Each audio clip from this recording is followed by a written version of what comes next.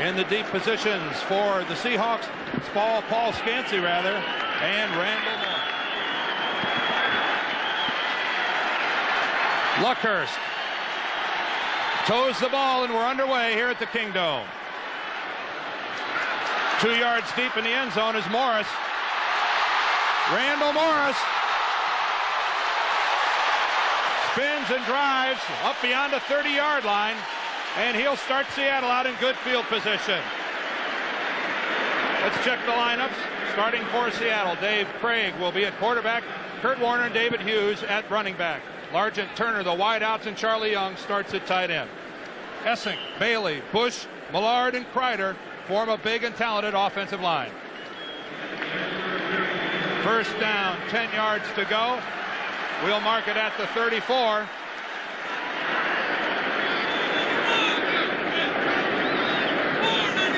Craig taking his time calling the singles.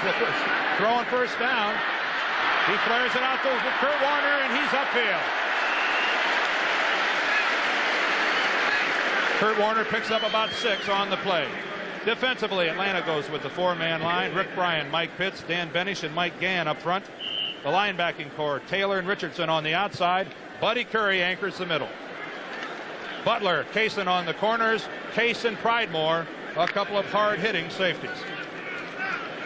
Well, the Seahawks are already off to a good start, Dan. They had a good run back on the return, and they got the ball in the hands of Kurt Warner, the man who they want to have the ball. 6 yards on the first down. Brings up a 2nd and 4. Warner again. Oh, this time, though, he is nailed at the line of scrimmage. Mike Pitts making the big hit on Kurt Warner. Well, the defense that the Falcons normally employ is designed to stop the run. The Chicago Bears made what they call a 5-1 defense famous last year when they stopped almost every rushing team in the league. The Falcons are trying to use the same setup, and they call it a bullet package. The Falcons not afraid to gamble defensively. At times it works. At times it has cost them dearly. Craig will go to the shotgun. 3rd and 5. He's got the time, and he's got his man. It's intercepted. Tom Pridemore picks it off. And Atlanta opens up the game with a turnover. Picking off a Dave Craig passes Tom Pridemore. Right, Tom Pridemore, he's a safety who's been around the league a number of years, and he knows to be around when the ball is tipped. If you see it from the end zone, you can see a view from how a safety would view it. Dave Craig goes back to pass, and normally a safety will drop deep and read that quarterback's eyes. Whenever a ball is tipped, it's a safety's dream. Pridemore looks it in, and this is just the kind of start that Dan Henning wants for his Falcons. The crowd is quiet, and they're hoping to get some points on the board. Byron Franklin, the wide receiver, could have caught that Craig pass. Instead, he tipped it up in the air, and Craig makes the play. It's first down and 10 for Atlanta on the 38, and that's Gerald Riggs. And he's wrapped up immediately by Jacob Green. Let's look at the lineups for the Seahawks. Dave Archer getting his first start today at quarterback. Riggs and Allen, the lone setback for Atlanta. Allen and Johnson, the wide receivers. Cliff Benson and Arthur Cox, the 2 tight ends.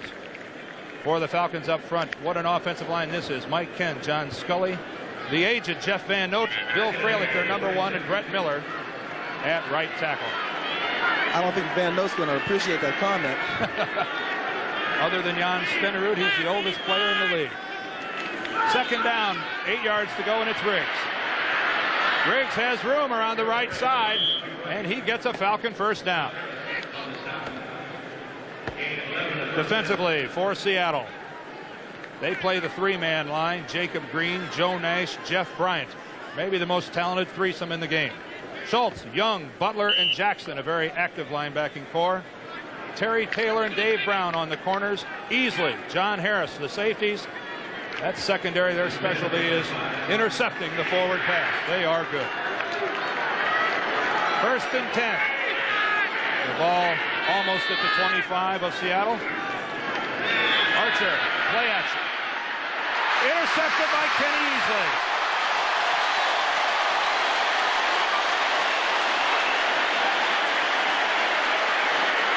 Billy Johnson, the intended receiver, and Kenny Easley says turnabout is fair play.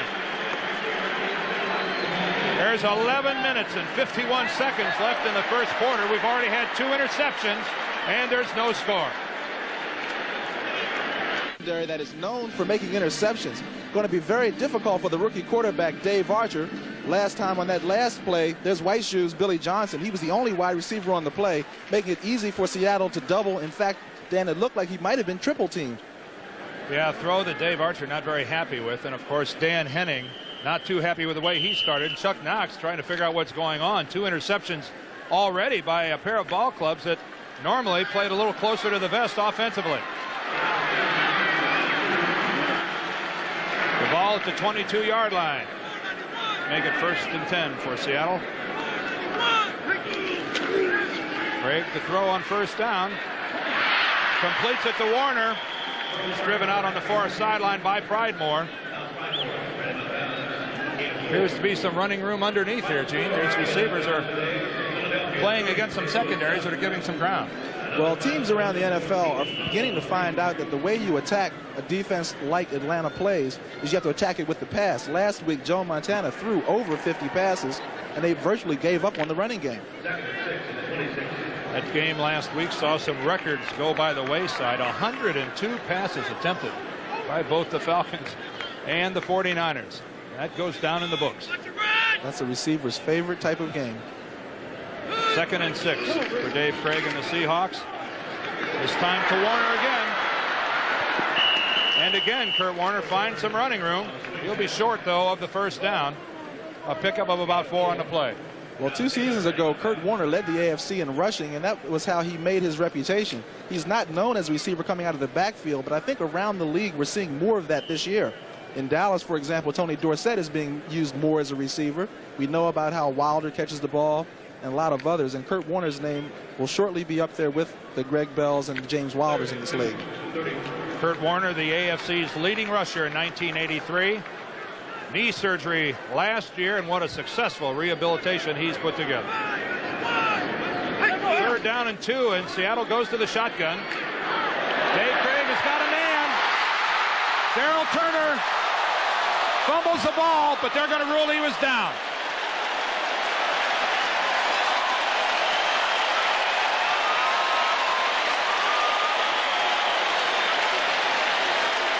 "54 yards to Darrell Turner," and both players, Case and Turner, down on the field. Well, Darrell Turner is emerging as quite a deep threat in this Seahawk offense. Earlier in the season, he had 4 touchdowns in 1 game, and Dave Craig said he's hard to overthrow. He has great long strides, and with one-on-one coverage, he's virtually impossible to keep up with him on a deep route such as this. Darrell Turner, number 81. That was Scott Case coming over from the inside. Turner had moved by Bobby Butler. And Dave Craig put that ball right on the spot. You know, the Falcons are really going to have trouble when Seattle goes into their what they call their gun spread offense, when they use 4 wide receivers. Normally on one side they'll have both Darrell Turner and Steve Largent.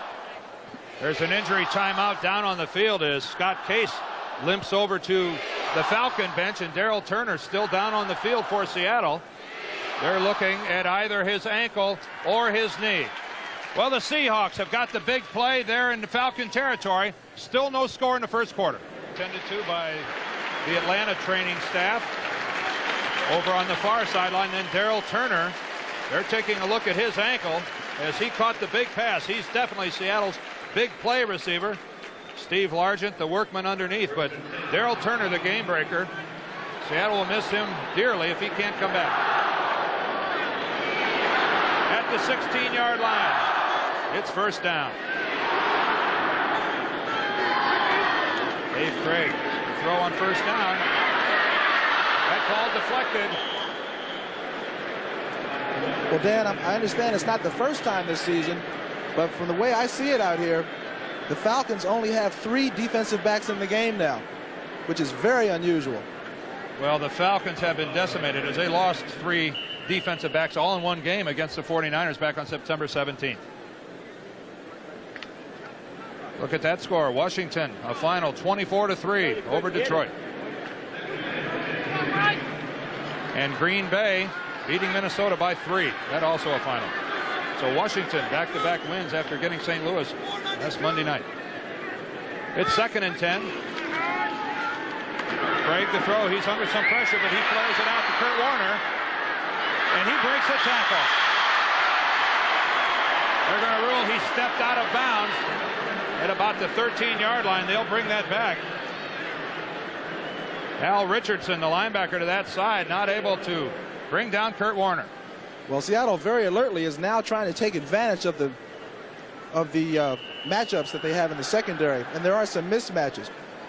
Let's take a look, Dan, and see if he went out of bounds. He breaks a good tackle here, and there he's out of bounds. Good thing Tom Pridemore got over there and forced Kurt Warner's foot out of bounds.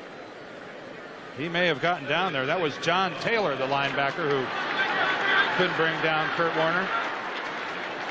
They're in their gun spread again, and there are some mismatches. Seattle with the shotgun. Dave Craig rolling right this time. He's got Largent. Touchdown.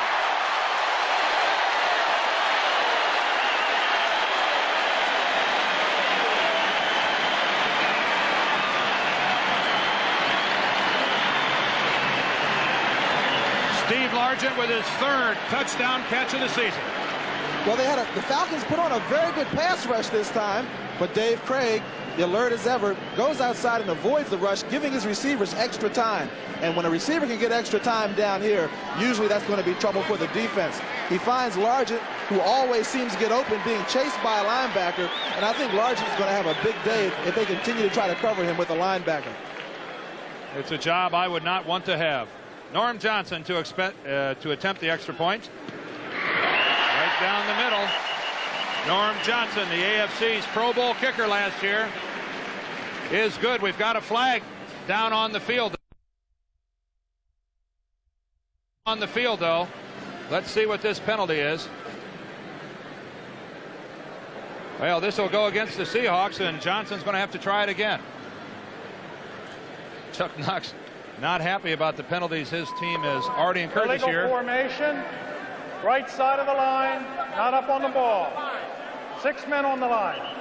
But he has to be happy about the fast start that the Seahawks have gotten off to. They've already overcome one turnover and able to come back, put a nice drive together, and score a go-ahead touchdown, which is so nice in front of this home crowd. You're supposed to be within a foot of the football. That time the right side of the Seahawk line was bowed back, and they got caught.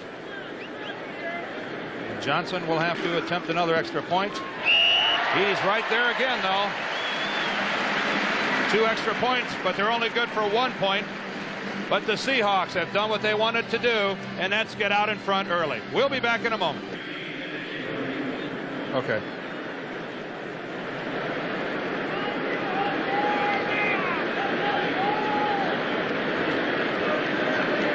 I'd like to welcome our audience that has just seen the Rams beat Tampa Bay 31-27. I'm Dan Deerdorf, and along with Gene Fugit, we're here at the Kingdome in Seattle, where Seattle has just gone out in front 7-0 in the first quarter. Steve Largent catching a Dave Craig pass. Norm Johnson kicks off for Seattle. Cliff Austin mishandles the ball in the end zone, and he'll keep it right there.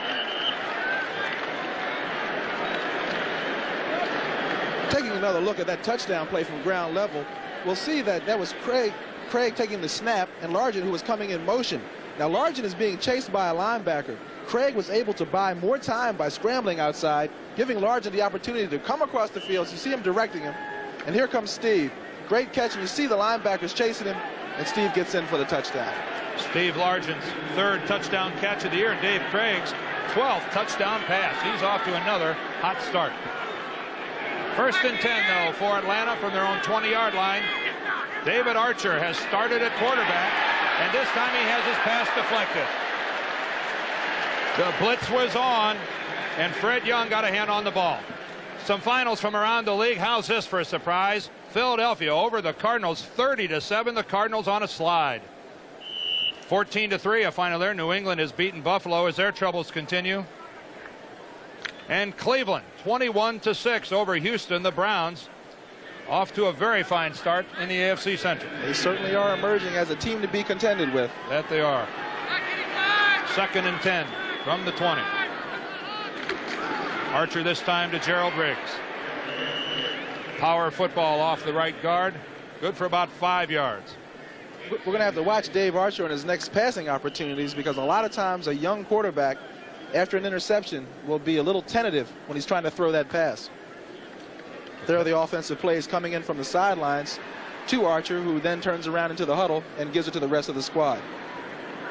Dave Archer starting. Steve Bartkowski re-injured an already injured knee last week in a loss to the 49ers, and young Mr. Archer getting his first pro start. Joe Washington into the game for Atlanta. Archer to throw, and he's got little Joe, and that'll be good for the Falcon first down. What a valuable football player is Joe Washington. He's welcome on anybody's team. And he's certainly welcome on the Falcons, because they desperately need a back who has the experience to come out and act as a receiver on a third down situation. Joe, who did that for a number of years for the Redskins, reunited with Dan Henning, who coached him at the Redskins. Very valuable. And Gerald Riggs says that he's learning how to run better routes as a result of Joe Washington being around. So often that will happen. A younger player gets to learn from the veteran, and Joe Washington, one of the best. This is 1st and 10 from the 34. That's Gerald Riggs trying to get outside. Bruce Schultz chasing him from behind, finally makes the tackle with some help from Jacob Green. Gerald Riggs really is a fine running back, but he was so overshadowed last year by the season that Dickerson had for the Rams. I know a lot of backs were probably overshadowed, but Riggs, who can really run the ball, wants to get some more recognition. And I guess he's going to have to wait for the Falcons to start winning before that occurs. Well, it's the one-back offense in Atlanta, and Gerald Riggs is the main man. William Andrews suffered that terrible knee injury, and Riggs came to the forefront and produced. This time, though, not much going on the delay. That's good for only a couple. This Seahawk defense moves around. Jeff Bryant, Bruce Schultz in there, along with some help from Freddie Young, a Pro Bowl special team player last year, but now playing in the middle, Gene. Yeah, Fred Young, he's quite a story. We'll be talking about him all day, because not only does he play linebacker spectacularly, but he's also a Pro Bowler as a special teamer. Voted the best kickoff cover and punt cover man in the AFC last year. 3rd down, 5 yards to go. Archer to throw. He goes deep, and he's got his man. A completion on the far sideline. That's Ken Wisenhunt. Well, that's going to help Archer's confidence, and it may help that whole Atlanta team as the whole sideline jumped up in unison as that pass was completed. That pass was actually underthrown. Well, that happens sometimes, and usually when a ball is underthrown, the advantage goes to the receiver, because he can spot the ball a lot quicker than the defensive man can. Here you'll see Wisenhunt. He sees that it's underthrown, slows up, and Taylor couldn't do it. 1st down, Falcons. Terry Taylor had his eye on the man, not on the football. Wisenhunt a good job of reacting, and he's got an Atlanta 1st down. They spotted at the 32 of Seattle. Gerald Riggs to the right again, and he's got nothing. He's got nothing, and a flag comes in from the far sideline. It's going to be tough getting outside against the Seahawk defense, because they like to string it out and force you into the sideline. Holding will work against Atlanta. Bruce Schultz and Jacob Green once again making the hit, and that's something this Seahawk defense does so well, especially those middle 3 guys. Jacob Green, Joe Nash. 49, offense, still 1st down. Alama Matthews, the backup tight end, gets called for holding, and the Falcons self-destructing. Yeah, well, he has his hands full today when he tries to block Bruce Schultz, because Schultz is 6'6", 240 pounds, and that's very tall for a linebacker. Linebackers usually go around 6'2", 6'3". Yeah, he's their power linebacker, as on the outside, on the other side, is Michael Jackson, who's only 6'1", 220. So Bruce Schultz, one of the bigger outside guys in the league at the linebacker spot. Well, the Falcons, who have a tendency to make mistakes, have put themselves 20 yards from a 1st down. Archer across the middle. Billy Johnson gets hit from behind, but there's no flag. Oh, there should have been a flag on that play. No question about it. Pass interference all the way. Pretty sure of yourself, Absolutely. right? Now, I got to admit, I am a former receiver. I know Billy White Shoes Johnson, but on that play, Dave Brown tried to make the play through Billy Johnson, and he hit him before the ball got there. That's usually called as pass interference.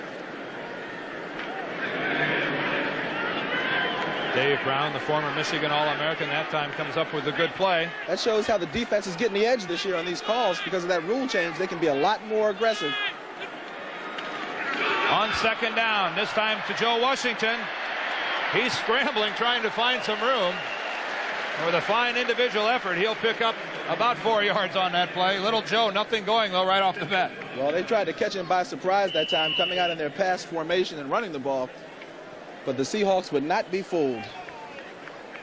6 minutes, 43 seconds and counting here in the first quarter.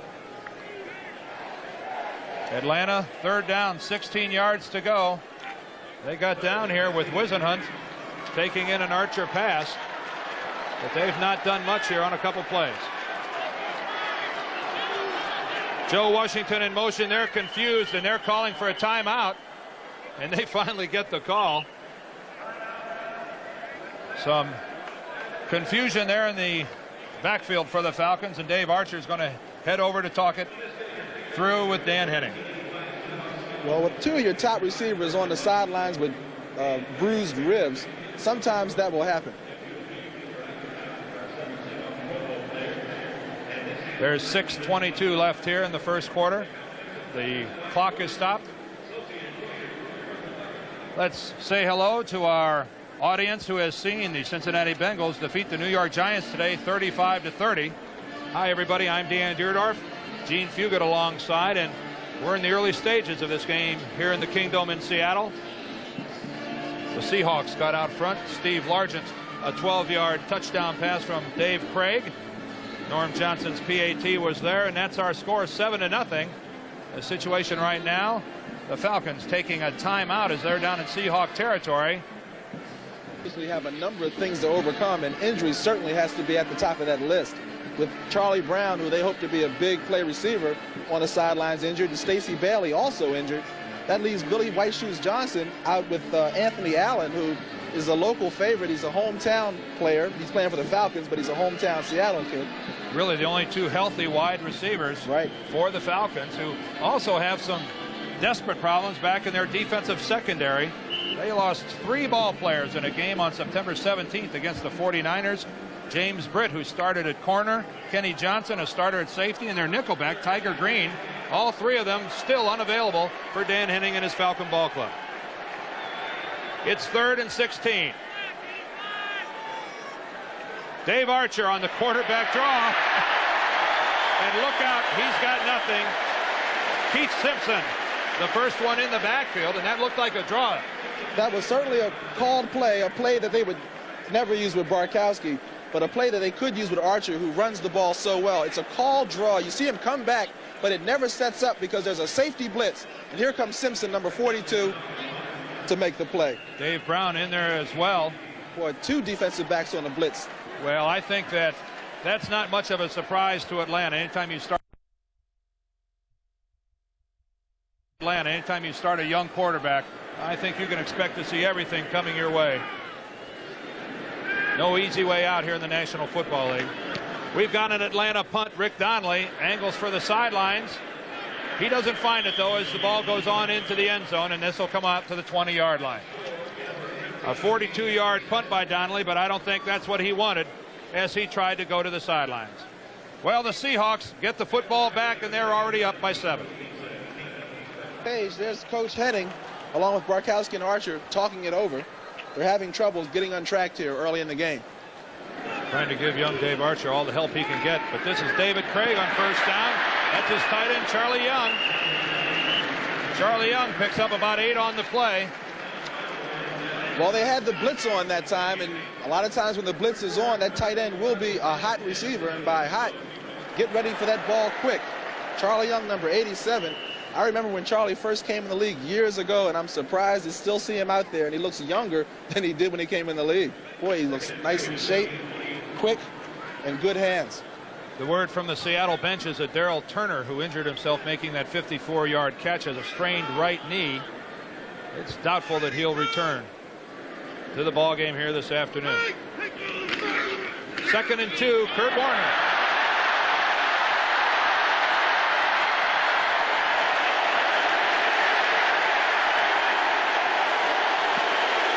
penalty flag is thrown on the far sideline.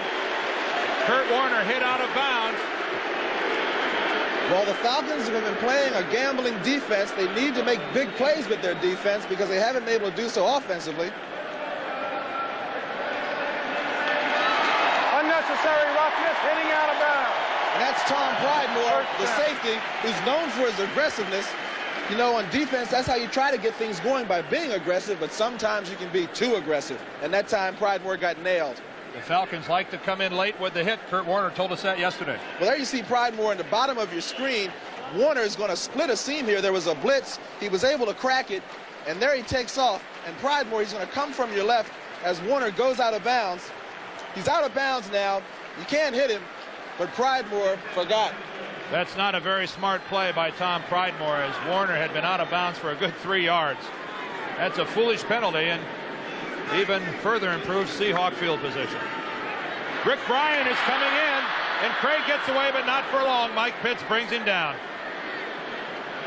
Well, if the Falcons are going to be successful defensively, they're going to have to get pressure from up front. And big Rick Bryant, he's one of the guys that's going to be doing it for him today. Rick Bryan, the first player in, as he'll come in from the left of your screen. Dave Craig did well to get away from him, Gene. Well, he got away last time and was able to buy some time, and he tried this time, but Pitts was there to finish up the job. Number 74, Mike Pitts. The Falcons, with only 14 sacks through the first 5 games, need to put pressure on the quarterback, and they did it on this play. Dave Craig had nowhere to go. Yeah, Craig knows he has some mismatches downfield, and he's anxious to take advantage of them. Well, it's second down, 23 yards to go for Dave Craig. He's got an open man downfield, and he's got the completion. That's number 88, Byron Franklin. We got a correction, Dan. It appears that Turner's foot is injured and not his knee. Yeah, I'm sure for the Seattle Seahawks fans, that'll be a big sigh of relief, because ankles usually heal a lot quicker than knees. That's the truth. That's good news. The first news up from the bench was that it was his knee. That was their official comment, and now they're changing that to a foot.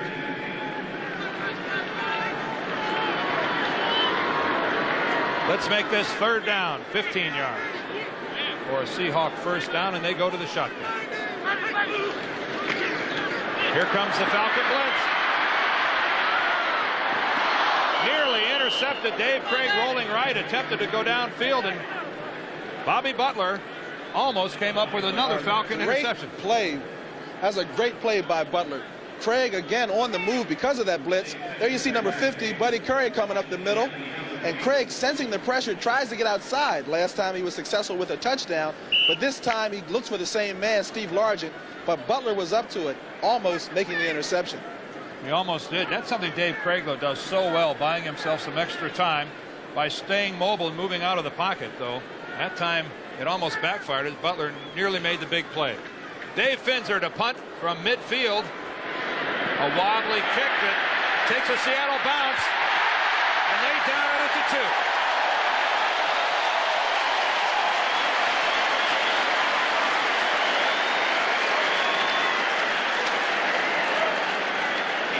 That was big Mike Tice, number 86, a 6'7" tight end, and he's also the backup fullback in their shotgun formation. Next Saturday, CBS Sports presents college football. It's a doubleheader. In the first game, the Purdue Boilermakers against the Ohio State Buckeyes. That'll be live at 12 o'clock Eastern time.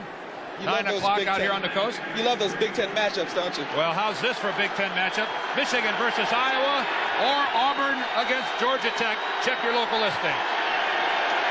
Well, from their own 3-yard line, 1st and 10, and Archer's going to throw. He finds number 87. That's Cliff Benson, and he's driven out of bounds by Taylor. Well, so far, Dan, I've got to be impressed with David Archer. He comes out, he throws an interception early in the game, but he comes back, he keeps his cool, and throwing from that end zone can be a frightening experience. Well, Dan Henning is showing that he's got some confidence in his youngster from Iowa State. Well, he doesn't have any choice, Dan, because Barkowski, from what we understand, couldn't play even if they wanted him to. No, we saw Steve in the hotel last night, and Steve limping as he walks down the hallway. So Steve Bartkowski with 5 operations on that right knee, not able to go today. 2 yards on that last pickup. Let's call this 2nd and 8, and that's Gerald Riggs. Drives forward. He gets beyond the 10. Well, I like what the Falcons are trying to do now. They came out before and they were pretty well set. Well, now offensively they're using motion. And what motion does for a young quarterback is he can look at that secondary, and if somebody follows that motion man, that tells him right away what type of defense he has to attack. Does that simplify his reads? Absolutely, because if everybody is set, the defensive guys are so cagey in the secondary for Seattle that they can fool you. Easily he'll come up, he'll go back. Brown will come up and come back. There's a look at Barkowski, and he's helping with those plays being sent in. 3rd and short. The Falcons would love a first down to get some room. Archer's going to run with the football all the way. And he went into his hook slide, but he picks up an Atlanta first down. Well, that was what they call a dash play, where Archer will try to buy time for himself by sprinting outside. They'll have a blocker cave in the end of the defensive line, allowing him to get outside. And I think Archer's the type of quarterback that if he thinks he can make that first down, he'll go for it. And I've played with a quarterback like that, and he's in the Hall of Fame now. His name is Roger Staubach. Lofty praise for Dave Archer. No, I said he ran like Staubach. We're still looking at that arm. He picks up the Atlanta first down. Let's see what the Falcon offense has in store. Gerald Riggs. And he drives forward, and a good surge by the Falcon offensive line. Some substantial yardage, about 5 for Gerald Riggs. Well, as you said, Dan, that Falcon line, they have their hands cut out for him. I mean, Jeff Van Note has to go against Joe Nash. Now, he can't be too excited about it. I mean, Nash is 6'2", 250 pounds, and Van Note, he's not really 250, is he, Dan? Oh, they list Jeff at 264, but he doesn't look that big. No, he doesn't. But he's savvy, though. If you're not savvy at 39 years old, you'll never be. That's Gerald Riggs on 2nd down. And he gets across the 25, and he's very close to an Atlanta first down. We'll wait and see on the measurement. Let's look at some scores. Other games going on right now. How about this? Chicago out in front of the 49ers, 13-0. That's a second quarter score. Well, the 49ers have been having their problems. A pair of field goals and a Walter Payton touchdown run. The Raiders off to the quick start, 7-0 over the Saints. And a low-scoring game. You wouldn't figure this between Kansas City and San Diego. 3-0. You sure that's not the baseball score? From the 26, 1st and 10. This time the pitch. Cliff Austin, the running back for the Falcons. Only a yard on that play. He's tripped up by a flowing Seahawk defense. Well, that play was a good illustration of what drives the Seahawk defense. That time they tried to pitch and get outside to the left with 39, Cliff Austin, but they could not because number 45, Kenny Easley, came across and forced it, and then number 50, Fred Young, came up to make the tackle. 2 key players in that Seahawk defense. That Easley, he is big for a safety. Ken Easley is all world. Probably, well, in my estimation, the best defensive back in the game of football right now is Kenny Easley. David Archer, 2nd and 9, completes a pass upfield. Coming up with the ball is Arthur Cox. Let's update that Chicago-San Francisco score. A field goal now by the Bears, and they increase their lead. I think a lot of people will find that surprising. The Bears at 5-0. They are for real. Well, vengeance can be quite a motivation, and you got to remember they were shut out last year in that championship game in the NFC. That will be the last play of the first quarter as the clock winds down. The Seattle Seahawks lead the Falcons 7-0. We'll see if the Falcons can get it going when we come back. Well, we're getting ready for the start of the second quarter here at the Kingdome in Seattle. The Seahawks with a 7-0 lead, but the Falcons have the football. I am Dan Deerdorf along with Gene Fugit. And Gene, big difference there in the time of possession. Unfortunately, though, for Atlanta, it's not reflected on the scoreboard. Well, that's true, Dan, because Atlanta had the ball for over 10 minutes in that first quarter, where Seattle had it for less than 5 minutes, but Seattle's ahead. On 3rd and 2, Gerald Riggs, the lone setback, and he gets it. He drives forward, and we'll have to see his spot, but he may have an Atlanta first down. It'll be close. As you heard Gene talk about the time of possession, in the first quarter. That's something the Falcons have been doing all year. That's amazing when you figure they're 0-5, but yet they've had the ball more than their opponents. That's unusual. They've averaged 31 minutes and 35 seconds a ball game.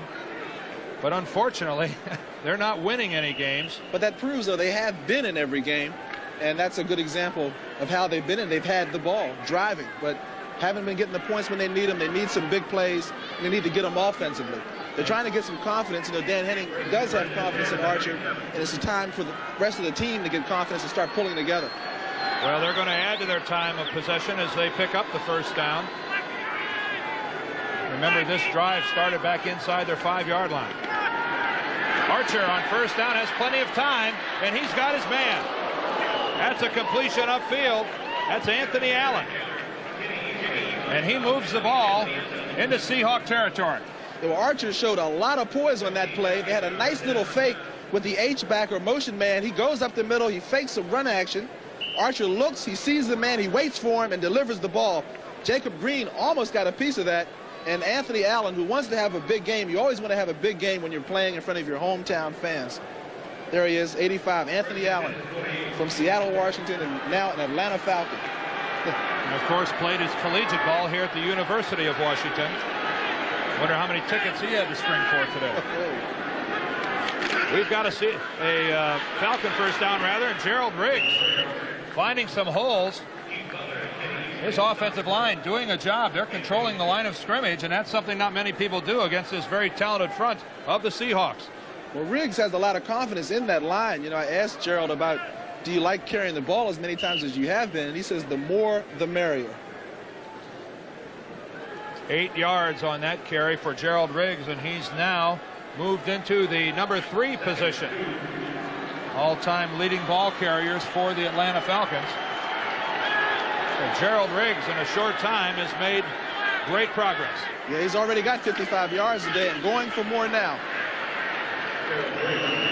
Riggs again with the ball. Jeff Bryant and Freddie Young at the bottom of that pile.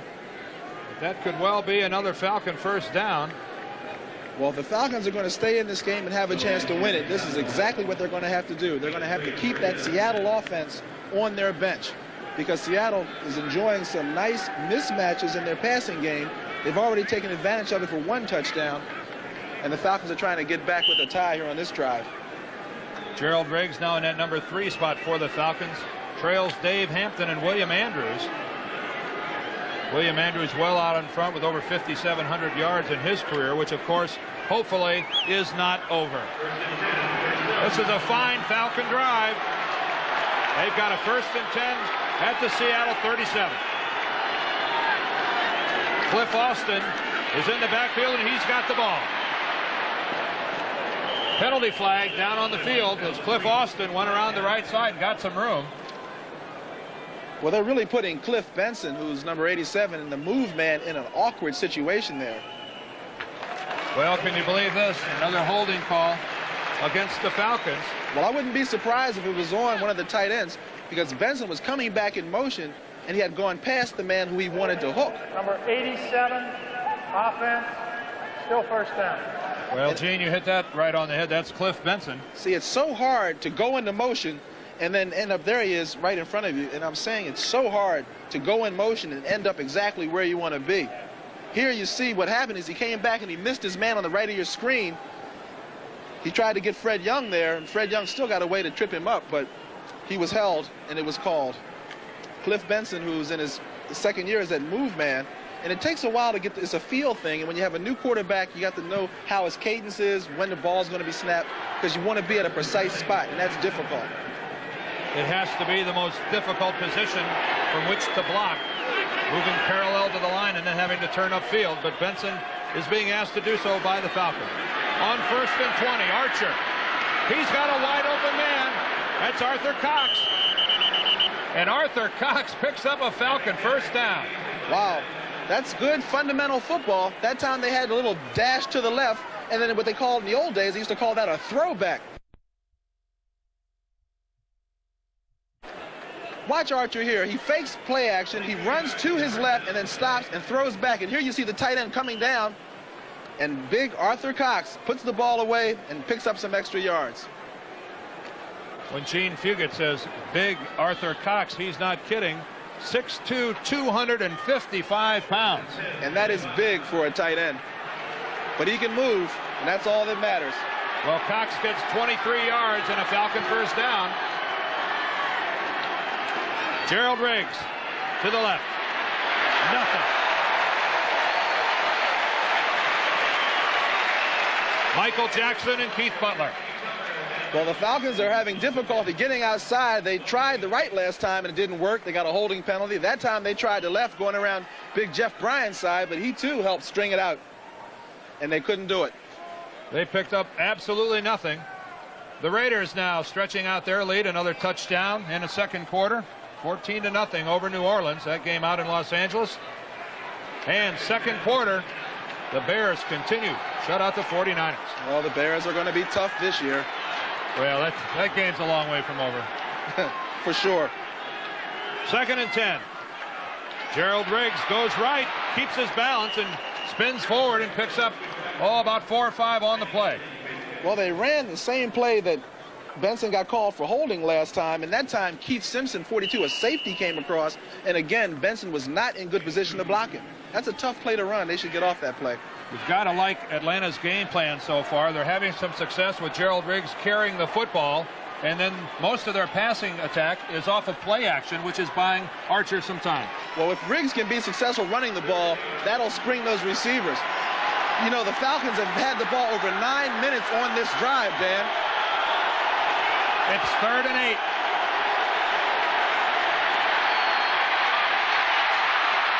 Archer is going to run the football. Dave Archer picks up the Falcon first down. Well, we saw some rookie instincts and then a veteran move at the end. A lot of veteran quarterbacks will not run the ball like that, and that's what I mean by rookie instincts. Here you see Archer coming back, and he's getting excellent protection. There's a blitz by Young, but he's blocked. He gets outside because they want to contain him, but they didn't. And now Archer showing some veteran smarts. Watch this slide. You're right. That was the move of a veteran. Something tells me Bartkowski, Steve, told him how to do that. Archer, who ran 29 yards for a touchdown last week against the 49ers, this time gets inside the 10-yard line of Seattle. First down, Gerald Riggs. And he continues to drive forward for positive yardage. Now, that's the type of running play that the Falcons will have to run, because so far they've been having a lot of trouble getting outside. But Riggs popping up in there, using his power and strength, positive yardage. And they continue to work the left side behind Mike Ken. Maybe the best left tackle in the game of football.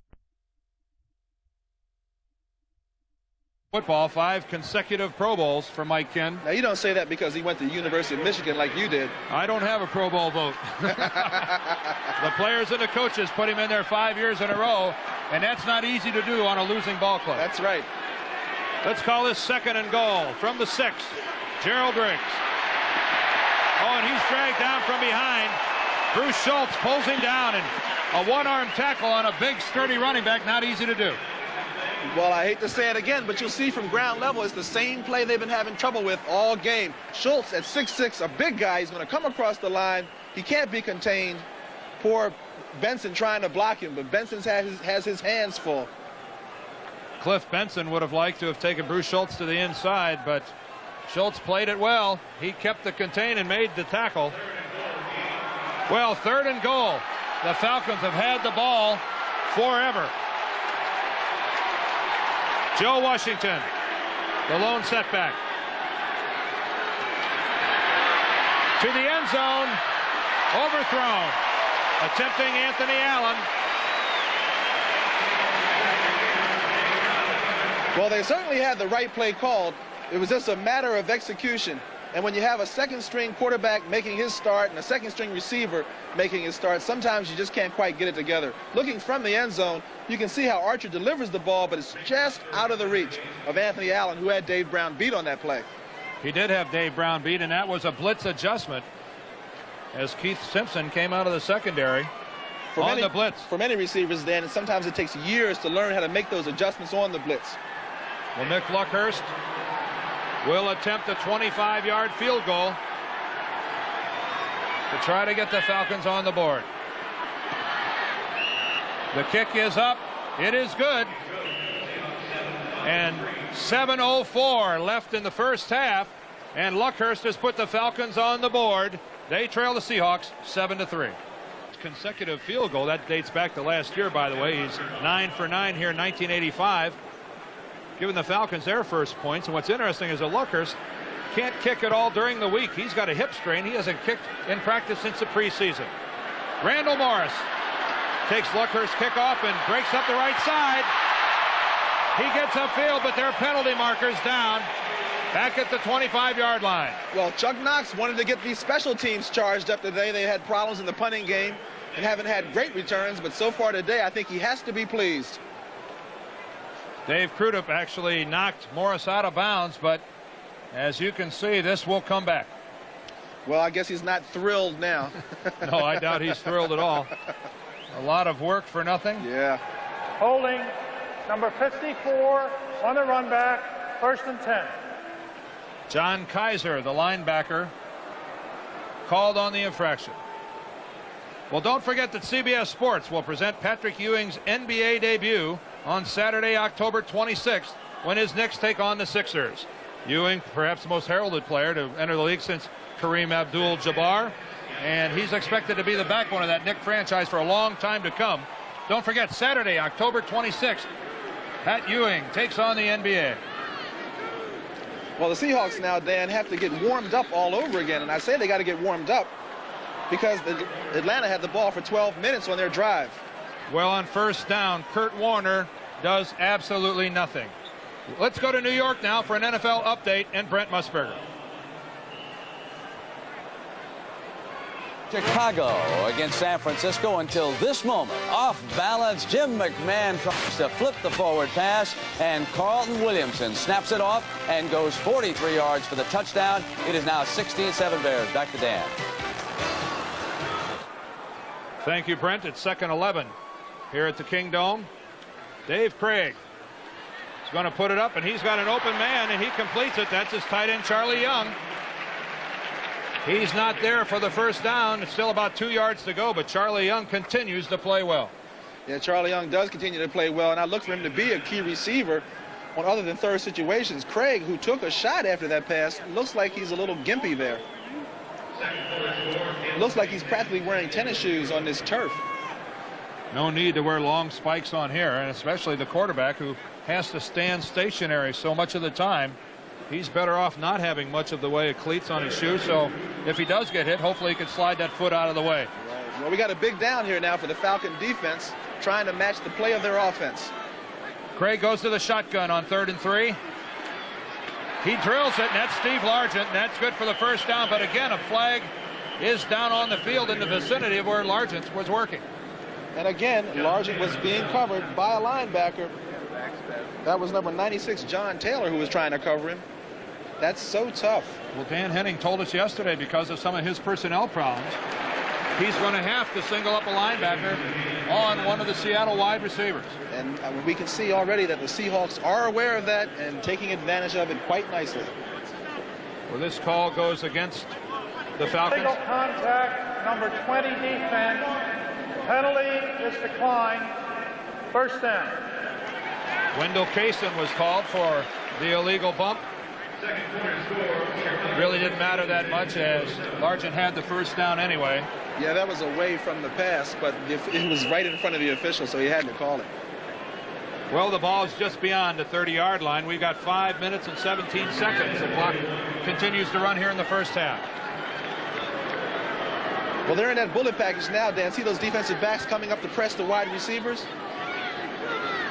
Atlanta likes to play a lot of people close to the line, and Craig is under pressure, and he's going to be sacked. He goes down. John Taylor with the sack, and you saw a flag go flying.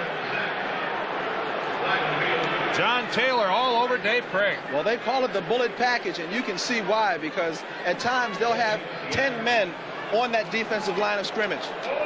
Number 78 offense. Penalty is declined. 2nd down. We can see how devastating a weapon that blitz can be. We'll see on your right the people in the bullet now. You have the man over the center, you got defensive linemen in the middle, and you got linebackers flying in. Here he comes, number 96, Taylor with a big sack. Bob Kreider was called for holding on the play, but it is refused as there was a 16-yard loss on the sack. Second down, 26 yards to go. And Seattle goes to the shotgun. Again, Craig under pressure finds an open man upfield. That's Paul Scansey. And boy, is he drilled. He's drilled immediately by linebacker John Rady. Well, John Rady, who was the starting outside linebacker until today, I'm sure is anxious to get his job back and is being very aggressive on this pass coverage. There's a catch by Scansey, and look at that hit. That's the kind of coverage that Dan Henning wants in that secondary. Give him that short pass when they have a long way to go and bump him. Scansey was initially covered by Buddy Curry, but in helping out a teammate, John Rady was there with the play. Still, though, 17 yards is needed for a first down here on third down. Dave Craig under pressure again. The blitz, and Buddy Curry almost picks it off. Buddy Curry almost makes the one-handed catch. Al Richardson was coming on the blitz. That was a big play for the Falcon defense. The Falcons like to make big plays with their defense, and here we see how they do that. They do it by blitzing and putting pressure on the quarterback. Look at Buddy Curry. He's right up the middle. Craig tries to throw it, and look at that. Oh, he wishes he could get both hands up. A linebacker's dream to make that interception at the line of scrimmage. Dave Finzer in punt formation. Anthony Allen sets up at his own 37. A short wobbly kick. It's going to bounce, and it goes out of bounds into the Seahawk bench. And the Seahawk punting problems continue. Colquitt was here, Jeff West was here, and now Finzer kicks one out of bounds. The Seahawks cling to their lead. Left in the first half, and Gene, like we talked before the start of the game, the Seahawks unable to deliver knockout blow. That's right. You know, Finzer's their third punter in 5 weeks. If he keeps punting like that, there'll be another one in here. Atlanta has it inside Seattle territory, and they fake the reverse, and Riggs keeps the football, and he's wide open. Gerald Riggs faking the reverse, kept it, and worked up the near sideline. I have never seen that play executed better. Riggs almost fooled me, and he was running right at us. Watch this play. It fools everybody. Archer gives it off to Riggs, and they've been having trouble with that sweep all day, so they fake the reverse, fakes us out, and here he comes. He makes the guy miss at the line of scrimmage, and Riggs knows what to do with the ball downfield. Big yardage, big play for the Falcons. He made the fake to Anthony Allen, kept it himself, and picked up 26. First and 10 at the 23. And this time, they do hand it off. Stacey Bailey kept the foot. He ends up with a reverse, and I'm hard-pressed to buy that one. Well, they went to the well one time too many, Dan. I know Stacey Bailey's got to be wondering what's going on. You know, Bailey has bad ribs, and I think the last thing he probably wants to do is run that ball. Here we go again. He gives it this time to Cliff Austin, who comes around and gives it to Stacey Bailey. But Seattle would not be fooled. I have to admit, I have never seen the fake reverse followed up with the real thing. Extraordinary play calling that time by Dan Henning. Well, it's time for extraordinary things for the Falcons as they try to get that first win. It's second and 13, a loss of 3 on the play. And Archer puts it up into double coverage. He was trying to find White Shoes. Not much of a chance of completing that one, though. Well, White Shoes that time being covered by the veteran number 22, Dave Brown. Might have had Brown beat, but Brown got help from the safety. There's an official timeout down on the field. We're at the 2-minute warning here at the King Dome. Atlanta, though, is threatening. It's 7-3, Seattle. It's the 2-minute warning here at the King Dome as we see Darrell Turner. His x-rays were negative. They say he's got a sprained foot, but obviously he won't be back. Well, that's obviously going to be a blow to the Seahawks because they look for Turner for the big plays, and someone else will have to make them today. Well, if someone has to rise to the occasion, if I was a coach, I'd just assume that it'd be Steve Largent that got the call. Well, Knox knows how to get the ball to Largent. and so does Dave Craig, who's large as one of his favorite receivers. Well, the ball's on the 26-yard line of the Seahawks, and it's 3rd and 13 for Atlanta. And that Seahawk defense has been out on the field in just about this entire quarter. That they have. The Seattle crowd tries to inspire their defense. Young David Archer, 3rd and 13. The blitz. And he fumbles.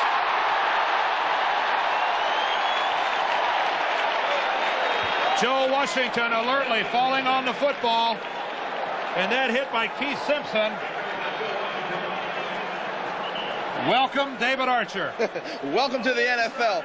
Boy, that blitz can be tough, especially when they're bringing secondary people in. You see Archer's trying to run away from the blitz, but he stops, and Simpson puts quite a blow on him. The ball comes loose, but Joe Washington, ever alert, jumps on it and keeps possession for the Falcons.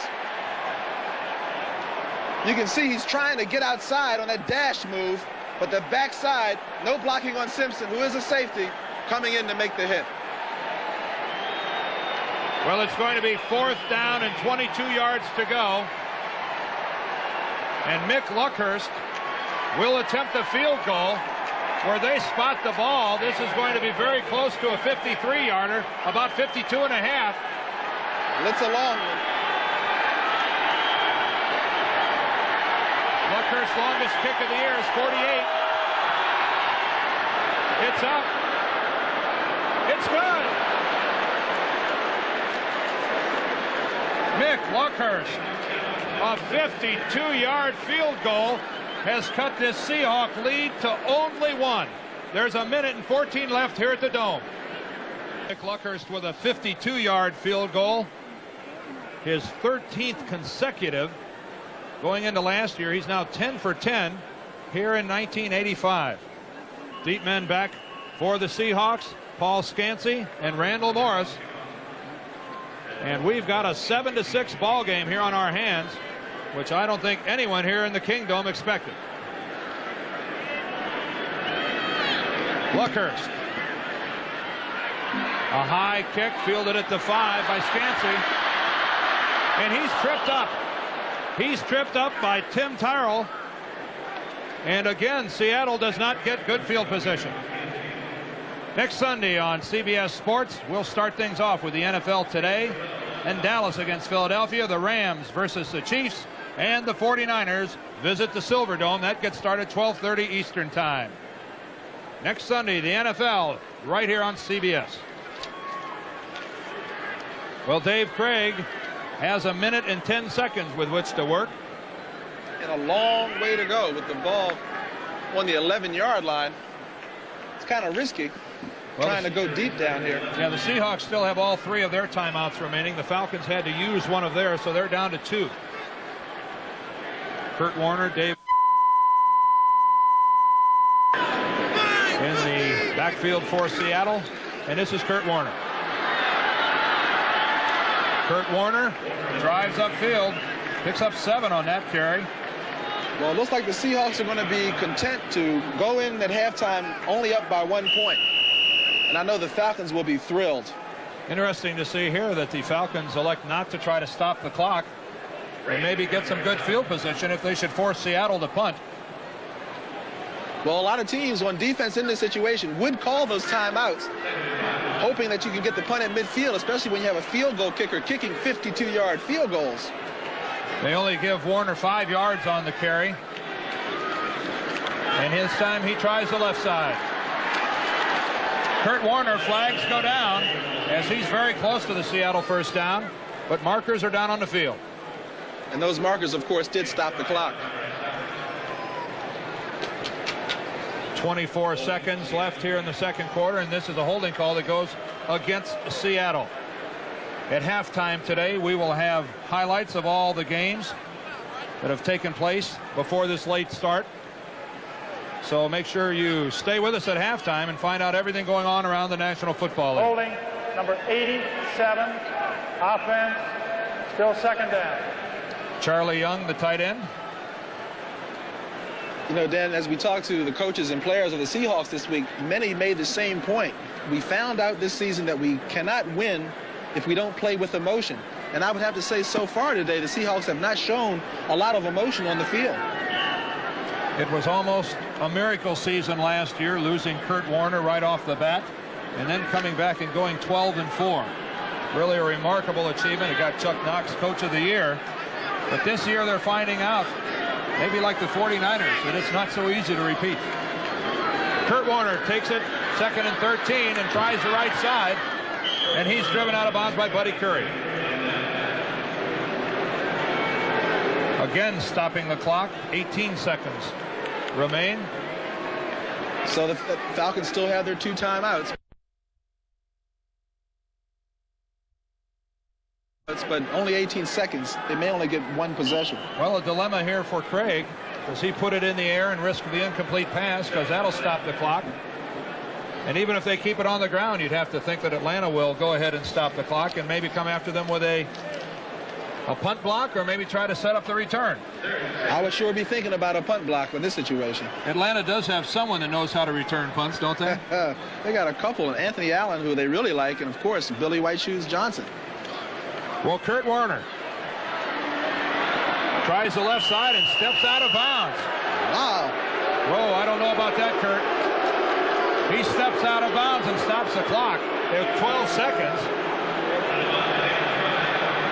I don't know that Chuck Knox is all that keen on Kurt's decision not to either stay in bounds and keep the clock running, or maybe lower his shoulder and try to drive for the first down. Well, you got to remember, the play calling comes from the bench, and the bench called for a sweep.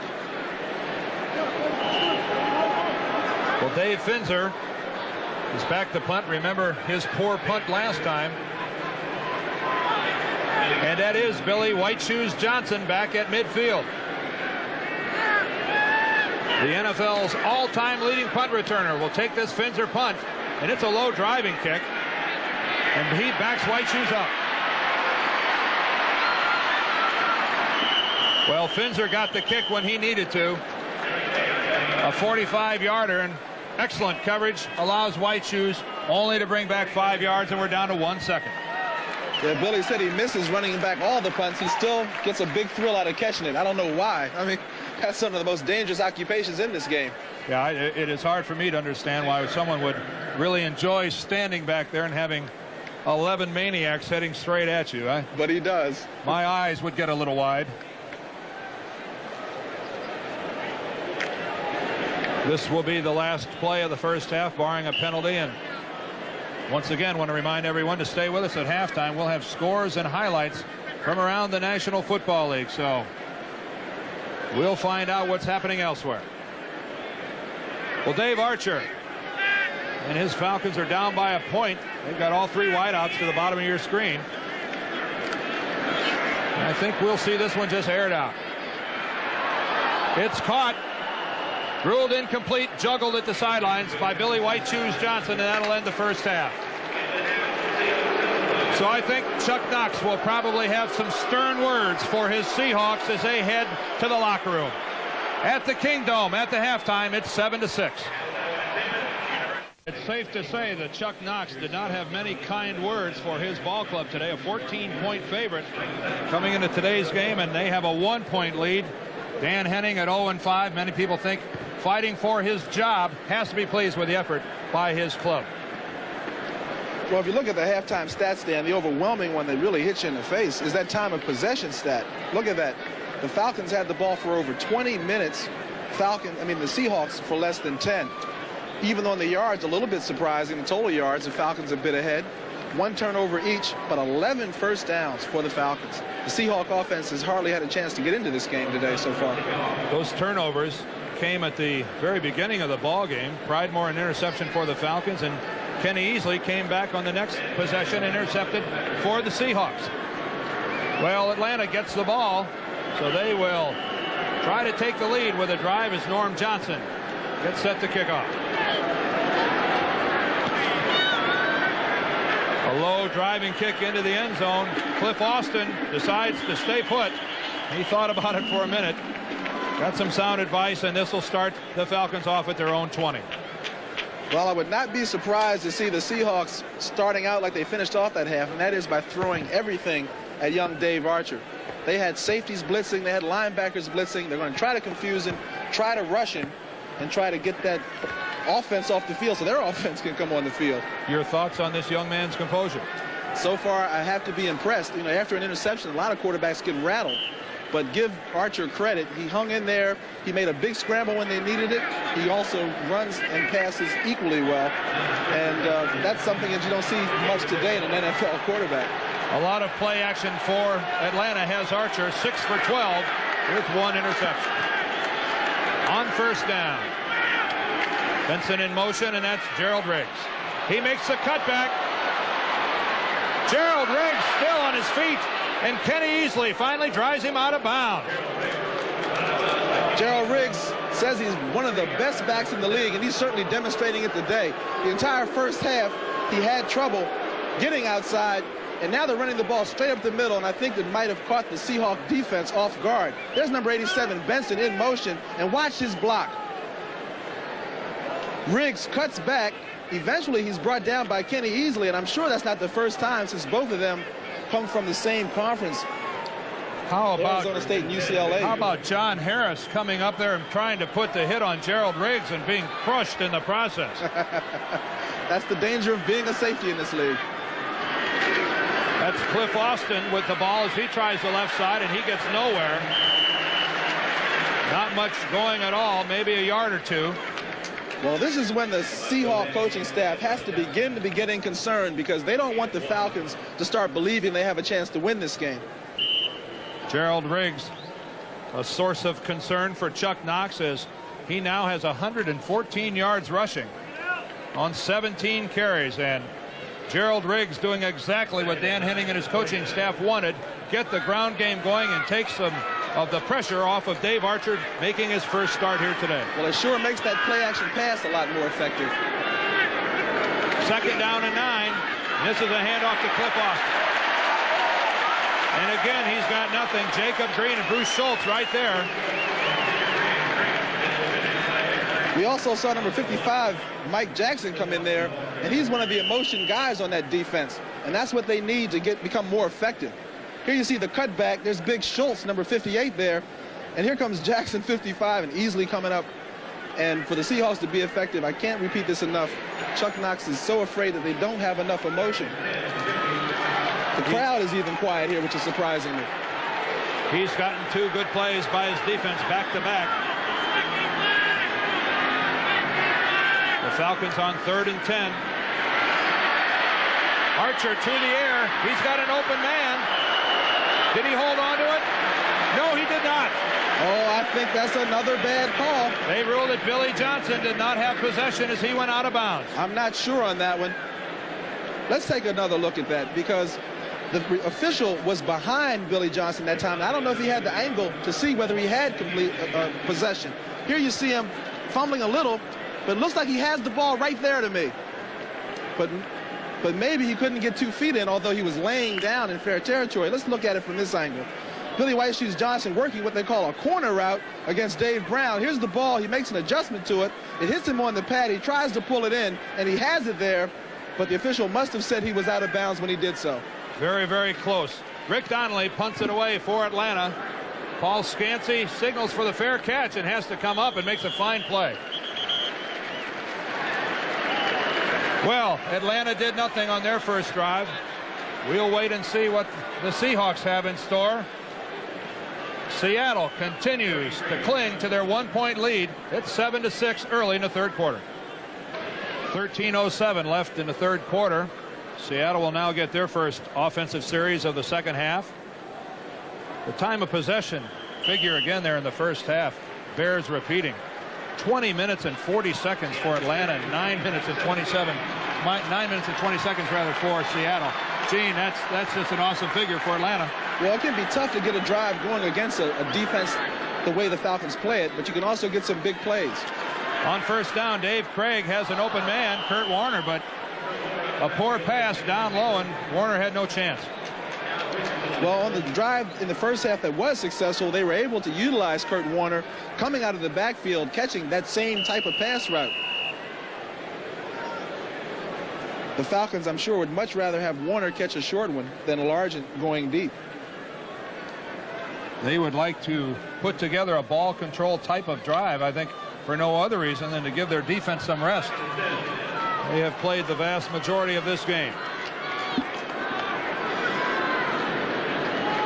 Dave Krieg stays under center for a long time and goes play action. It's complete. Byron Walker comes up with the catch.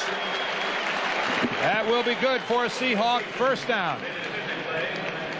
Well, Byron Walker in for the injured Darrell Turner. This is play action, and when you get a running game going, you can throw this type of pass. Although the Seahawks have not had their running game going, they were successful on that play action down and out. Working against rookie cornerback Wendell Kaysen. Tough spot for a rookie the way things are going. Fine passing game for the Seahawks, although they miss Darrell Turner. It's a first down for the Hawks. Dave Krieg again has an open receiver. That's his tight end, Charlie Young. Charlie Young, who continues to find openings here in the Atlanta defense. Well, Krieg is showing a lot of patience here because you have to be patient against this type of defense, and you have to take what they give you, keep hitting those short ones, and then wait for an opportunity to go for the big play. There you see him sending the play in, and they really go through the motions, don't they, Dan? Well, it has to, when you stop to think of how sophisticated these offenses are, how many different plays each one of these offensive teams has in their playbook. Try to imagine how many different signals have to be required. 3 yards on that completion to Charlie Young, brings up a 2nd and 7. And showing the blitz, and here they come. And Steve Largent goes for the ball, and boy, what a play by Bobby Butler. Well, that's the kind of defense you need when you're going to be blitzing. Those defensive backs are on an island, and they have to either look good or look bad. This time, he looked real good. Bobby Butler, the GOAT last week, on one play when he forgot to come in. And you see the blitz. Look at the pressure that Krieg has on him, but he delivers the ball that looks like it's about to be completed. Great defense. Bobby Butler, who is still trying to recover from what happened to him last week, Dan. Bobby Butler forgot to come in. The Falcons went with 10 men, and it was a very easy Joe Montana touchdown pass to Dwight Clark. On 3rd down, Dave Krieg. The ball's batted at the line of scrimmage. Batted by one of the Falcons at the line of scrimmage. Looks like Mike Gann, the rookie from Notre Dame, is going to take credit for it as he jogs field. Well, you're getting some one-on-one matchups downfield, but if Krieg doesn't have the time or if he can't see, it's going to be difficult to complete a pass. Here, there's a blitz again, but Krieg has the time, but the ball is knocked down at the line of scrimmage. A great play by a defensive lineman. How can a defensive lineman see that ball, Dan, when he's rushing? Well, those are instincts that they work long and hard on during training camp. When they see the quarterback throw, get your hands in the air. Finzer, a fine punt. Drives Anthony Allen back to his own 20-yard line. Anthony Allen with a fine return, though, will give the Falcons some good field position up around their own 38-yard line. John Kaiser, the linebacker for Seattle, makes the play. Seattle clings to their 1-point lead. Our NFL lineup on CBS Sports looks like this. We start off with the NFL today, then Dallas against Philadelphia, the Rams at Kansas City, and the 49ers at Detroit. Well, Philadelphia with a big win over the Cardinals. Dallas has got to be concerned playing them next week. The Cardinals reeling. 2 losses in a row, and today the Eagles really put it to the Redbirds. It's 1st and 10 for the Falcons, and Dave Archer's going to put it up. He's trying to find White Shoes, but he's covered like a blanket by Dave Brown. Yeah, not much of a chance on that play. Dave Brown had it diagnosed perfectly. Little contact downfield, but again, no penalty on that kind of action this year. They're letting those defensive backs get aggressive. See the bump there, but he's looking for the ball, and that's the key. If the defensive back is looking for the ball, doesn't have to be going for it, just looking is enough for the contact. If anything, how about the move by White Shoes as he kind of cleared Brown off with his right arm to get himself a little room and going for the ball. Well, he is a veteran receiver. White Shoes Johnson today, 5 times Archer has gone to him, and he's yet to get his first reception. 2nd and 10. Again, Benson in motion. The play action. Archer again. He's got his man, Anthony Allen. And things get quiet in Seattle. Boy, that Anthony Allen really looks smooth. He runs back, punts, he goes deep, and he was so smooth that time. Usually a rookie receiver will start looking for that ball too soon. Now watch how he goes downfield and doesn't put his hands out until the last minute. Watch. Great catch. And Taylor wasn't even sure where the ball was coming. Well, not just your average throw either. That ball from Dave Archer was right there and well protected as Allen was able to get his body between the football and Terry Taylor. Well, the Falcons have come out throwing this series, and I'm sure they're catching the Seahawks by surprise. From the 32, 1st and 10. Gerald Riggs continues to drive upfield. Pickup of a couple on the play, and once again, Gene, a good example there of Benson going in motion. He really is being called to do a lot of interior blocking today for the Falcons. And I have to give him credit. He's been having trouble on the corners, but he's been doing an excellent job up the middle. Riggs well over 100 yards. Many backs would be pleased for an afternoon at that total. But with a lot of time left in the second half, Riggs is sure to add to that total of 116 yards. The Falcons with a lot of youth on this club. Cox, Benson. Well, they've got some Anthony talent. Allen, all 2nd year or younger. To the right side goes Riggs. A flag goes down as Gerald Riggs picks up an Atlanta 1st down, but you have to wonder if this won't be brought back. Well, they've been having trouble blocking that corner the entire afternoon. I thought that they finally got around there clean without a flag being thrown. At the last minute, it came in, and you can see Henning's feelings about that call.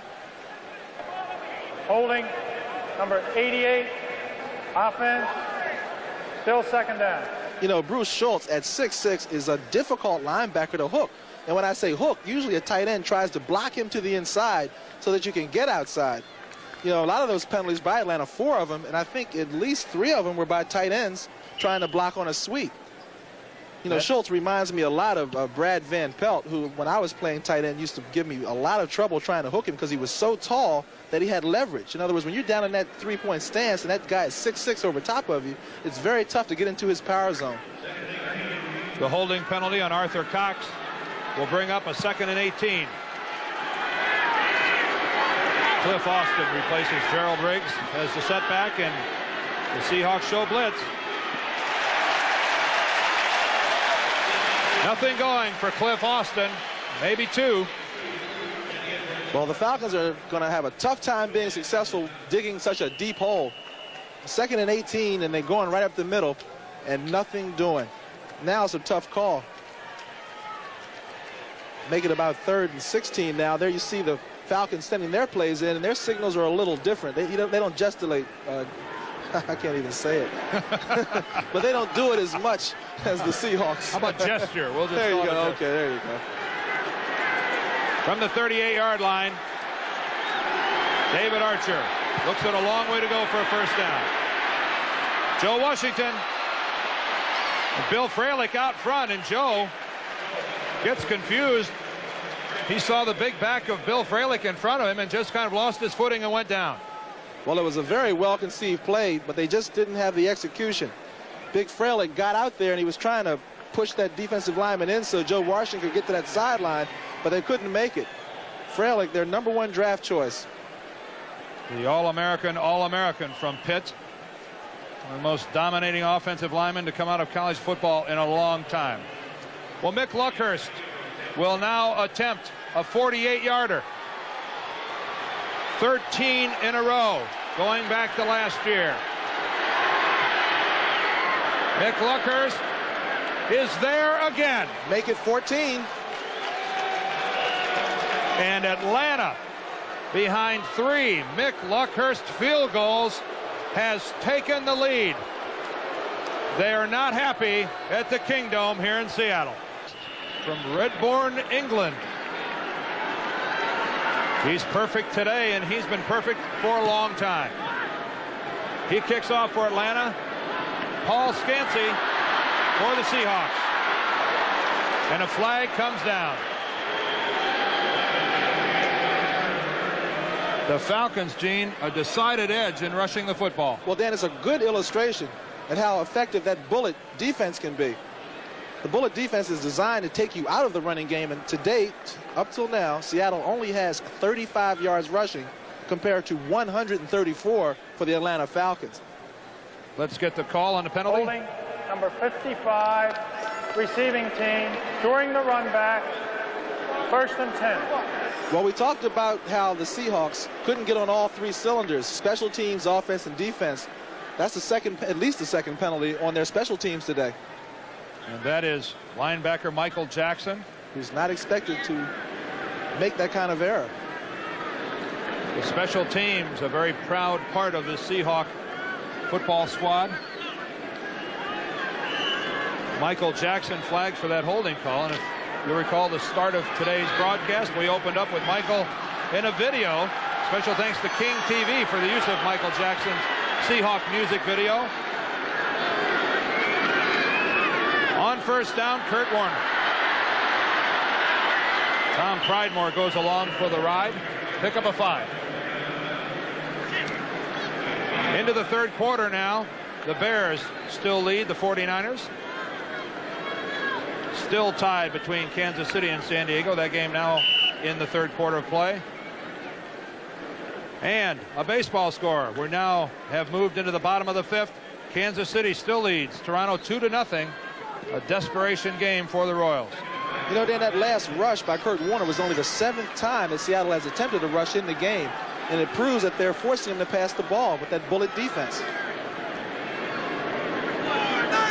2nd down. 5 yards, and Craig looks like he missed a handoff.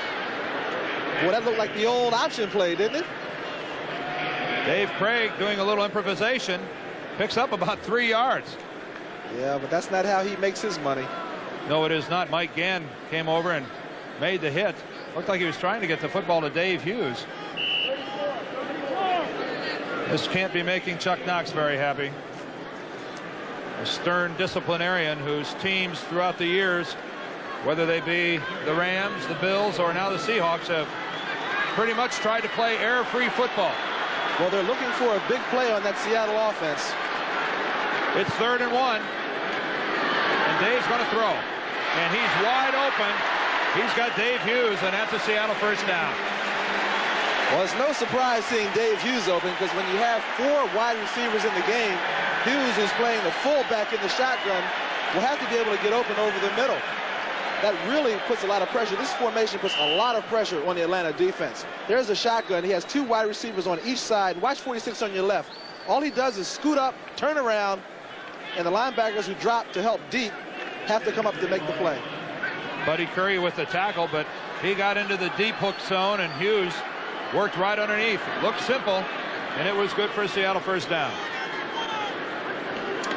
On 1st down, play action, and Craig wide open. Charlie Young.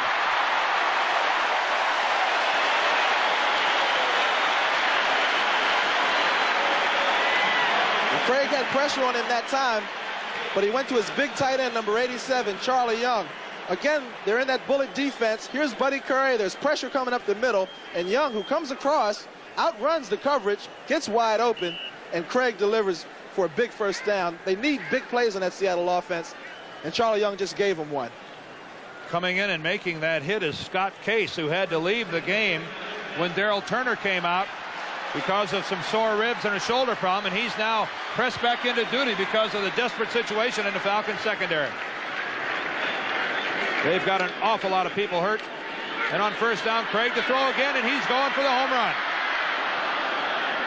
And absolutely no chance to find Byron Franklin.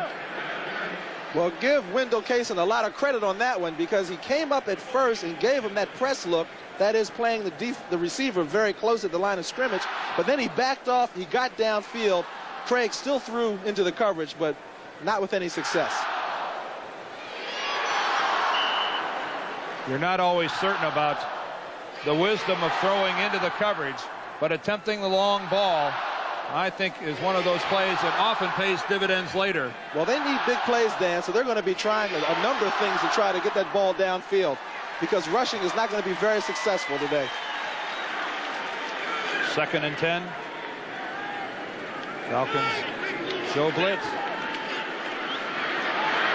With good protection, Dave Craig goes to the far sideline, and that's Steve Largent.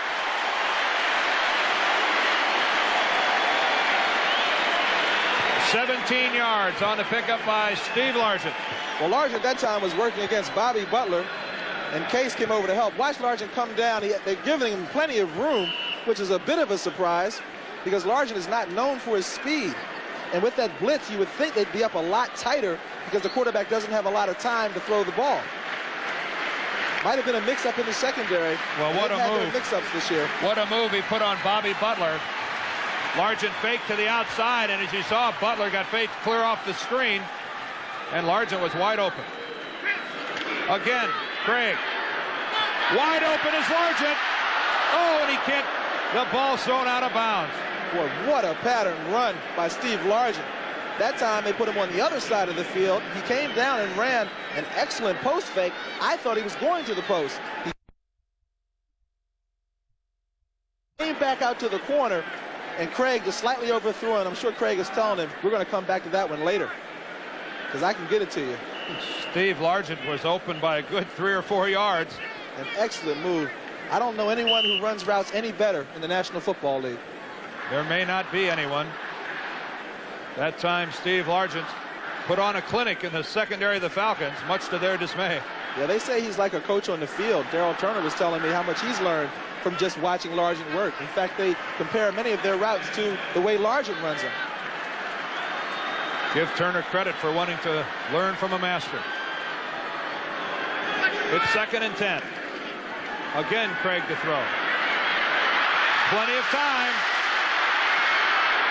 And he's going to the end zone. And he's got Charlie Young, touchdown.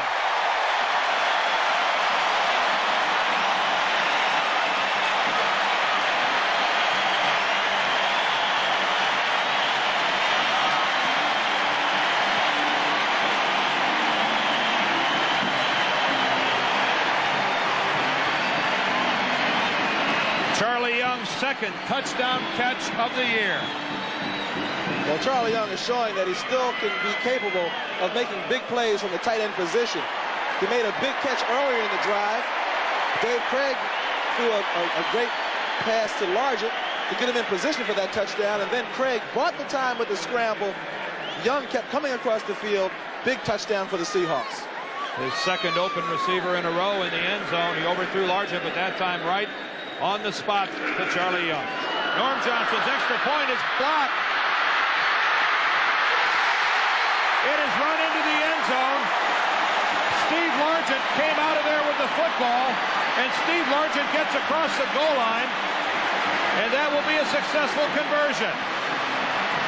Oh, when's the last time you saw that, Dan? Steve Largent, the holder for Norm Johnson, comes up with the big play.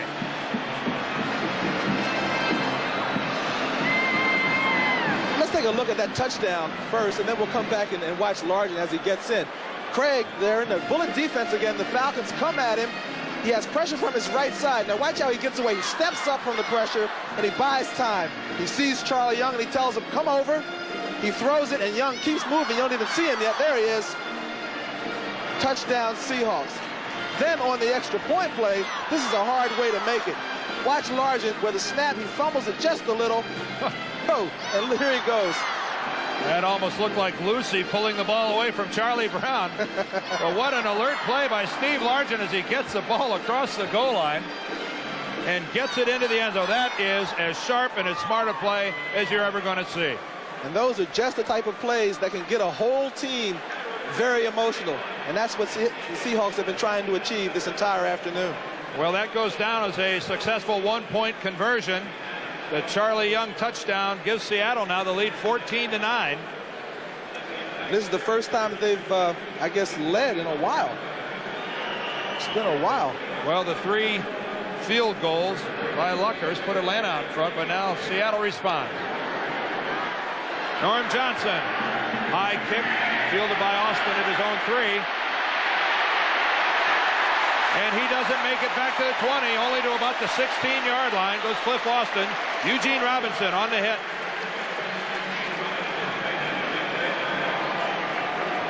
David Archer getting the signals before he comes back out.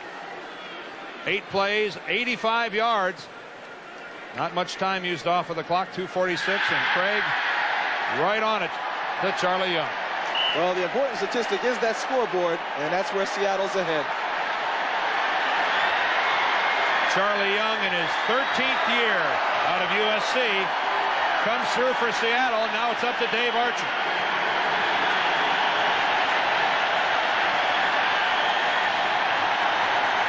The crowd's starting to get into the game a little. On first down, Archer works upfield, and here comes a flag. Terry Taylor working against White Shoes, and Taylor draws a flag, and he's injured as well on the play.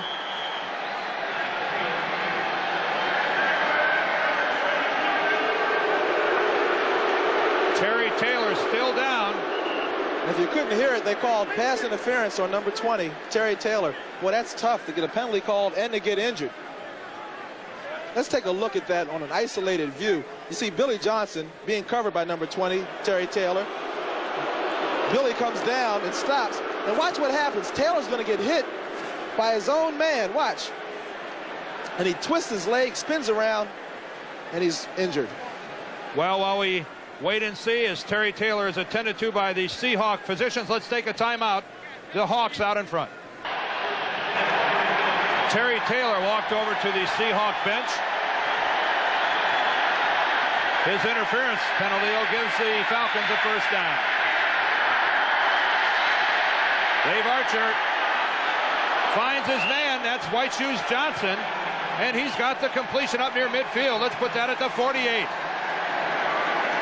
Well, they had trouble getting the ball to him in the first half, but they seem to have found him in the second half. Billy says that Archer has a feel for the way he likes. Archer has a feel for the way he likes to run his routes. Here's Archer from ground level. You can see how he has to deliver that ball over the rush. Great catch, and a slightly late hit by Simpson. Heath Simpson taking that cornerback spot vacated by Terry Taylor. Of course, Simpson, no stranger, as he's the former starter. It's another Falcon first down, and this time it's Gerald Riggs.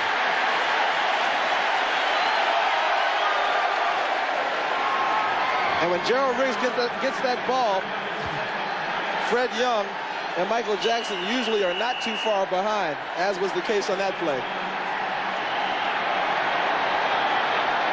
David Archer looks to the sidelines as we see the Raiders continue to hold on to their lead over the Saints. It's 14-10 in the third.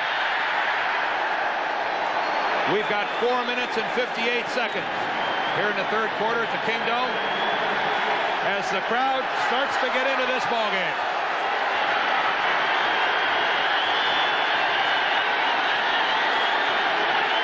Dave Archer to throw. And there looks like his receiver, Cliff Benson, stopped running his route for some reason. Everybody downfield stopped. Well, we may have had a whistle before. I think we had a whistle before the play even started. Of course, with the crowd noise the way it is, you can't hear it. And I think we're going to... Number 16, offense, still second down. A delay of game against Atlanta, and that's the 12th man on the field. That's funny how you said that. I was thinking the same thing, Dan. They do have a 12th man here, and look at them. And they're proud of their Seahawks.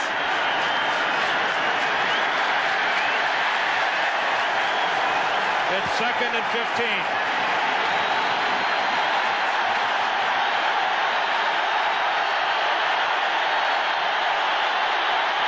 Joe Washington. And a flag comes down. A flag on the play as Washington got up near midfield, and if this goes against Atlanta, you're going to hear some noise. Now, how can you hold on a run like that, on a simple draw? Boy, it's tough when you're 0-5. It is tough indeed. An illegal use of the hands against the Falcons. Illegal use of hands. Number 78, offense. Hands to the face. Hands to the face. Still second down. And That's Mike Ken, the left tackle. Isn't that an unusual call? Hands to the face? Well, a couple of years ago, they changed the rules on pass blocking when they liberalized the use for the offensive lineman.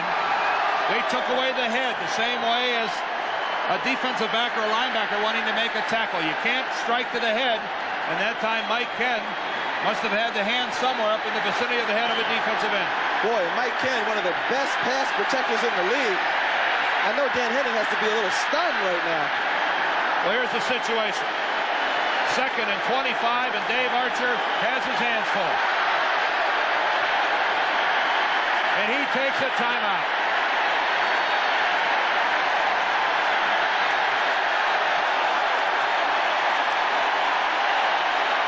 Dave Archer takes the timeout, and they love it in Seattle.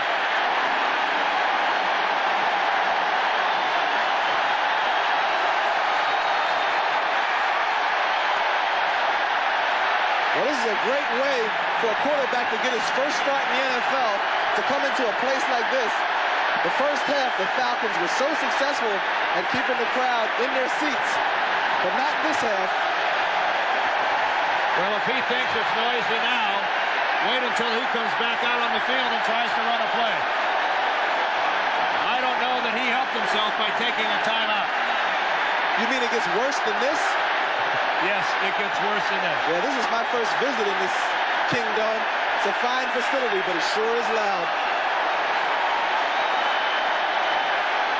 When I was with the St. Louis Cardinals, we played the very first regular season game here in the Kingdom back in 1976. And we found out right away that this is one of the best football towns in America. They love their Seahawks and they love football in Seattle. And Dave Archer is going to have trouble hearing himself think. Well, I guess what Dan Henning's probably telling Archer is the key thing now is we can't have a turnover. Don't try to get it all on one play. Let's try to make some positive yardage. And if we have to kick, let's let our defense get out there because they've been playing fine all day. He'll face a 2nd and 25, and referee Bob McElwee is telling Dave Archer, you're only going to make it worse the longer you hold out. You know, sometimes the officials cooperate with the quarterback, giving them extra time to get the play off, but other times they force him to get it off in the 30 seconds. Dan Henning says, I wish I could help him, but he's on his own.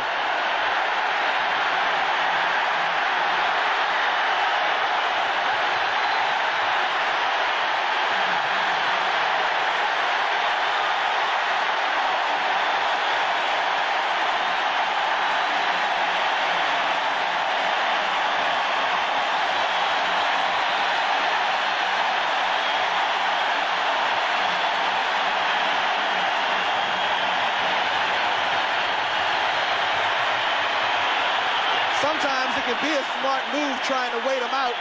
I mean, maybe they'll get tired of yelling. I don't know. Chuck Knox is asking for a little quiet.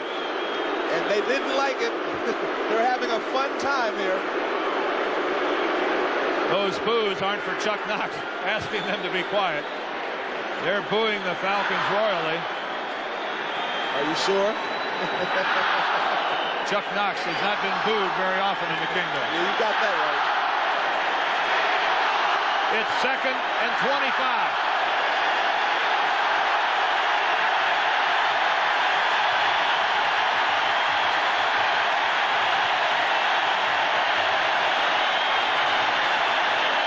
Dave Archer, you got to run a play, pal.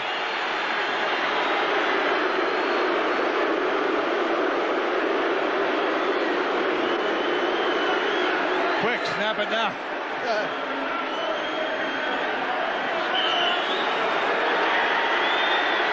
They've reset the 30-second clock to give him plenty of time.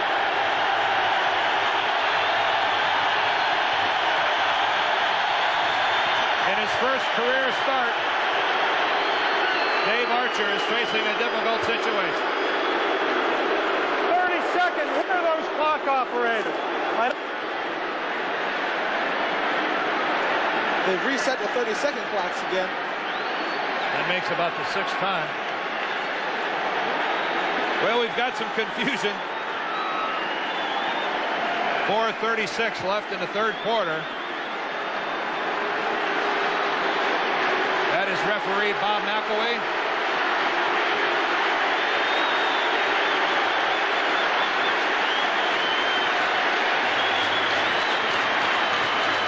Chuck Knox is imploring the crowd to let us get on with the game. And the officials imploring Archer to snap the ball.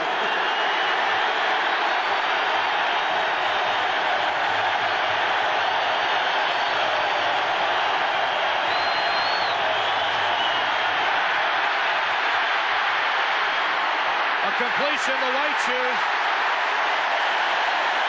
Eugene Robinson on the tackle.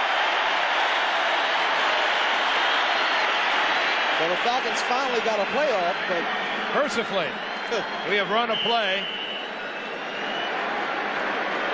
It's been a while since we've waited that long to get one off. Unfortunately for Atlanta, the play itself did not result in much of a pickup. Well, again, Dan, the big thing is that it didn't result into a turnover.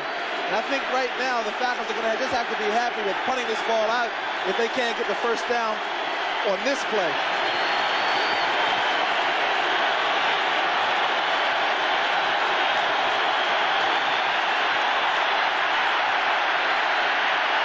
We've got a stoppage of play.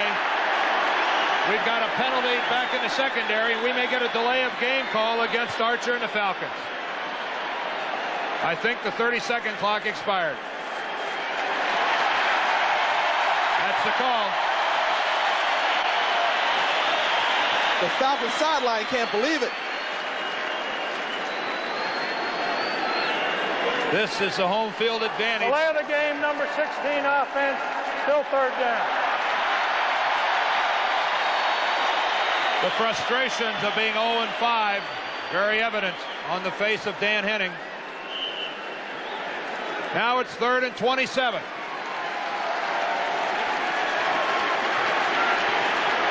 And the 30-second clock is underway again. It's already under 20 seconds. And they're not even out of the huddle yet. He's going to have to hurry. They're going to stop it. They're going to reset the 30-second clock.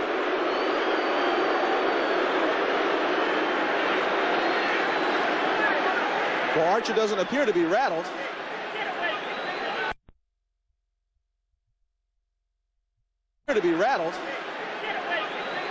No, he does maintain his composure, at least he appears to. Dave Archer from Soda Springs, Idaho. Population 4,500, so we are told. That's right. And I bet they all know Dave Archer. 3rd and a long way.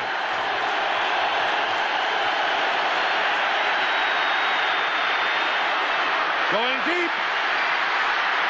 Going for White Shoes, nearly intercepted by John Harris and Kenny Easley.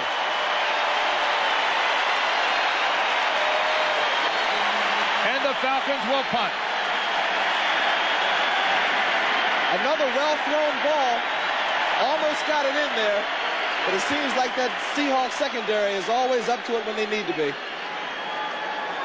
Well, the best thing in the world might have happened for Dave Archer, and that's for this series to be over. Yeah, because they weren't going to be getting anything going with the noise on that series. That last one was nearly intercepted. Now Rick Donnelly will punt. Scansey is deep, and he'll take this at his own 26. There go flags. Flags everywhere as Scansey comes up with a 14-yard return. But this, I'm sure, will be brought back. Yeah, Scansey was brought in 2 weeks ago to bring back the punts. He was cut during training camp. Illegal use of hands. Seahawks. The Seahawks have had their problems on the kicking teams today. Yeah, Scansey was released during the preseason. Illegal use of the hands, number 53 on the return, first down. Keith Butler, the linebacker. Illegal use of hands, and the Seahawks get marched back. Next Saturday, CBS Sports and college football bring you a doubleheader in the first game. How's this? A Big Ten matchup. Purdue and Ohio State live at noon Eastern time, 9 o'clock Pacific Standard. And then either Michigan against Iowa, the number 3 and number 1 team in the country. Auburn versus Georgia Tech. Check your local listings for the start of those games. 1st and 10 now for Seattle and Dave Craig. They have been on the field for a long time. This time it's Kurt Warner. Hurdles his own man. And Kurt Warner, using some smarts, picks up 8 yards. Well, they've been having a lot of difficulty getting that rushing attack in gear today. That time when Warner came around that corner, it looked like he was going to be stopped, but he hesitated and waited for that hole to develop and used his quickness, surprising quickness, I might add, when you consider that he's coming back from a severe knee injury. We've got a surprisingly good game underway. 14-9, Seattle out in front of the winless Falcons. But the Falcons have been in every game this year, and this one is no exception. That they have. On 2nd and short. Again, driving upfield for a Seahawk first down is Kurt Warner.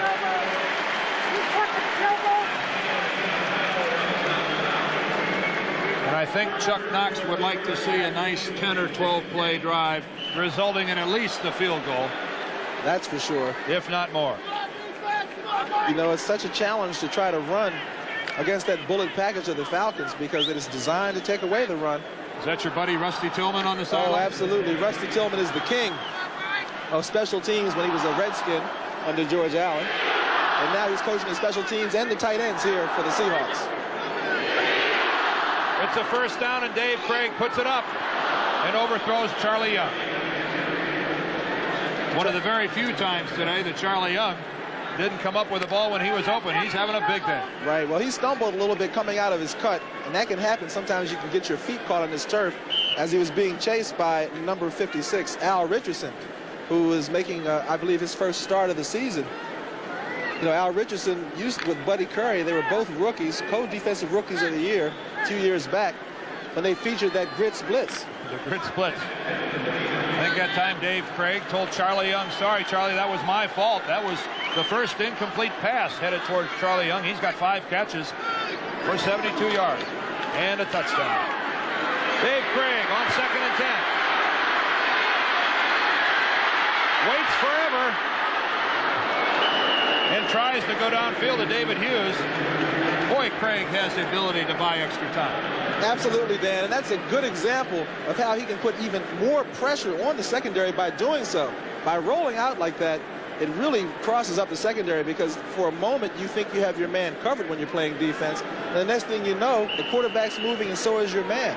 A lot of times teams will start out in the zone and be forced to go to man-to-man coverage, and often one man will come loose. But fortunately for the Falcons, not that time. That was indeed good coverage by the Falcons. Brings up a 3rd and 10. The Seahawks go to the shotgun.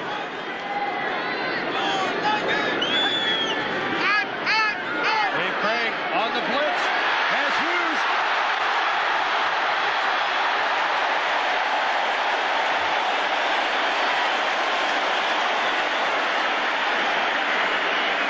Out of the backfield is David Hughes for 26. Well, they were in that shotgun formation, and when that bullet defense works well, it works. Watch him come. Now, Hughes was on the left. He sneaks out. Nobody there to cover him. Watch how alone he is. Extremely reminiscent of a play last week where Roger Craig comes out of the backfield. He's all alone and scores for San Francisco. And when you have a big play defense, it looks great when it works, but when it doesn't, you come up with egg on your face. Well, Hughes gets the Seahawk first down. And this is Kurt Warner. Kurt Warner. Down to the 30-yard line. That's good for 5. Well, this is the time of the game where the winning team usually begins to assert itself, and the Seahawks have to be pleased with the way they're putting this drive together. The Falcons so close to taking the ball away from them, being burned on a big play. And now Kurt Warner. Hey, look who's warming up. Steve Bartkowski playing catch on the sidelines, although I think it's extremely doubtful that he'll come in the game. But you never know. 2nd and 4. Flags go flying. Atlanta came across the ball and Kurt Warner's trapped. This may be good, though, for a Seattle first down, as they were clearly across the ball at the snap. That'll do it. That should be good for the first. Dave Craig is having quite a day, Dan. I mean, he's thrown for over 200. Offside. Defense, left tackle. I don't know why that guy always talks when I want to talk. But anyway, 240 yards, 2 TDs, and an interception. David Craig, number 17, who had an outstanding season last year.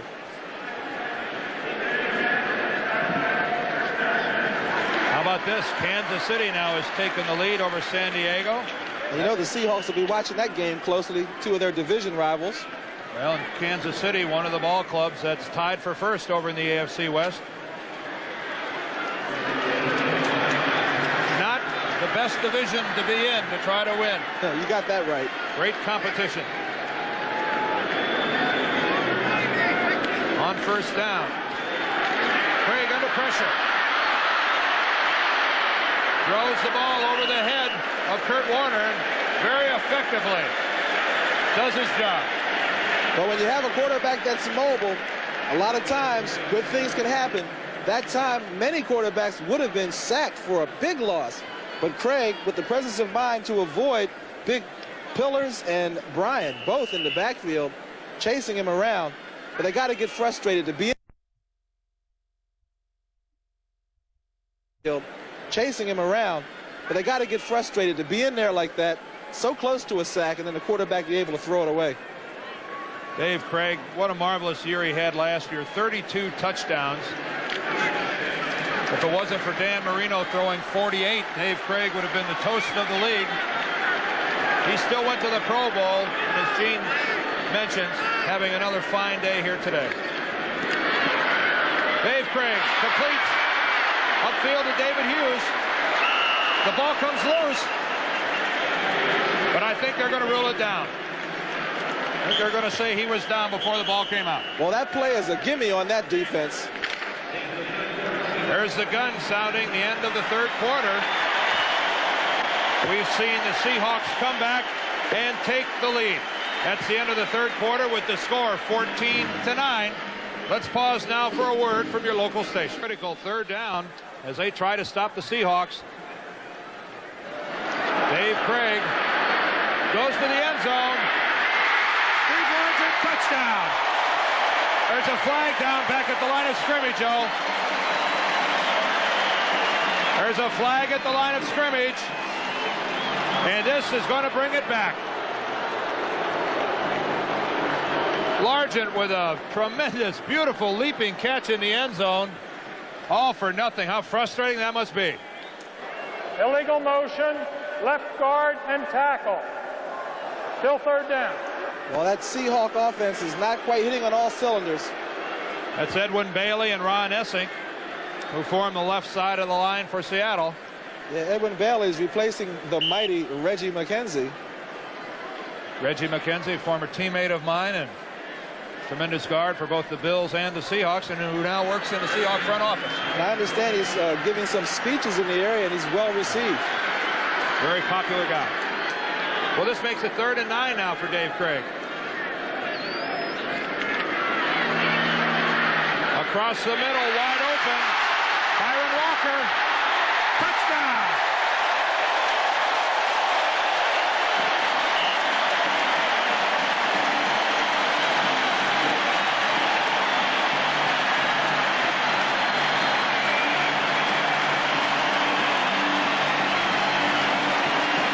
Well, the play was well conceived.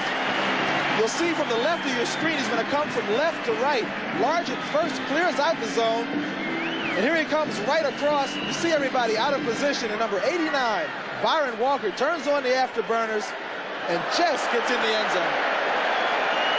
Once again, that was a linebacker trying to cover Byron Walker, that was John Taylor trying to run all the way across field, and that's the defensive alignment that Dan Henning was afraid of.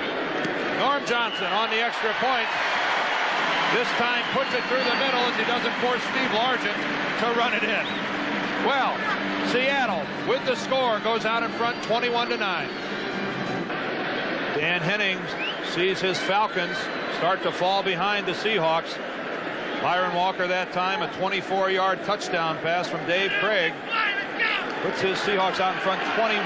And that's been the story all season for the Falcons, playing tough for 3 quarters and then somehow finding a way to lose in the 4th. Norm Johnson to kick off.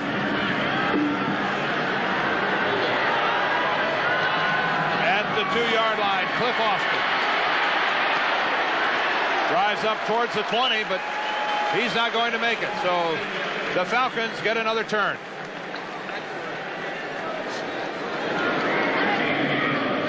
The Chicago Bears now add to their lead 19-10 over the 49ers in a hard-fought game now into the 4th quarter. The Raiders continue to lead the Saints 14-10 in the 4th. And 20-17, Kansas City and San Diego in the 4th. A very, very good game, and I think a surprise to the Chiefs that the Chargers are hanging that close. Well, the Chargers surprised the Seahawks last week, and now they're doing the same to the Chiefs today. Dave Archer on first down to throw, has plenty of time, and he's going to run the ball and take it out of bounds. Good blocking that time by the Falcon offensive line, but Archer found nowhere to go with the ball. Well, you got to like Archer's feet and his awareness. You know, a lot of quarterbacks can scramble, but they can't scramble and look downfield at the same time. And today we have 2 quarterbacks that can do that. Craig has already demonstrated his ability, throwing a touchdown pass off the scramble, and Archer is still looking to do so. Well, Archer gives the Atlanta offense a much-needed shot in the arm when it comes to mobility. Steve Bartkowski out for this game, but the possessor of one of the great arms ever to throw it here in the league, but because of so many knee operations, his mobility has been severely restricted. 2nd and 5. The fake to Riggs on play action. Complete upfield. Stacey Bailey comes up with a catch. Boy, Stacey Bailey is playing with a flak jacket. If you see that big bulge right under his number, that's a flak jacket to protect bruised ribs. And as a receiver, you got to have a lot of courage to play with bruised ribs because they're often exposed to the defensive secondary. And those ribs are close to the surface. As Stacey Bailey is very lean, 6 foot tall, but only 157 pounds. I'll say those ribs are close to the surface. He looks thin with a flak jacket. It's 1st and 10. A busted play, and Archer eats it. Well, look for the Seahawks to keep the pressure on the young quarterback. That's the best way to control him. Keep coming at him. That time Joe Nash fell on top of Dave Archer, but that was easy. We'll have to see if they officially rule that as a sack or not. This will bring up those 2nd down. 2nd down and 11. Falcons are now going to their 3 wide receiver offense. The only 3 they have. Archer under pressure. Nobody's there. But he did a smart thing, getting rid of it. That's a veteran move.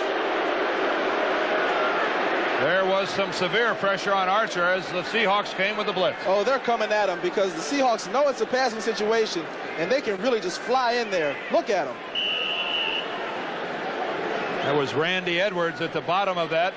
Dave Archer comes up pointing and said, there was someone over there. I was trying to talk his way out of the intentional grounding call, and he did so. Great move by Archer. Great move by Archer. You know, in that 3 wide receiver offense, Billy Johnson is the move man, the H-back. So you'll see him going in motion, trying to work across that middle sometimes. On 3rd and 11.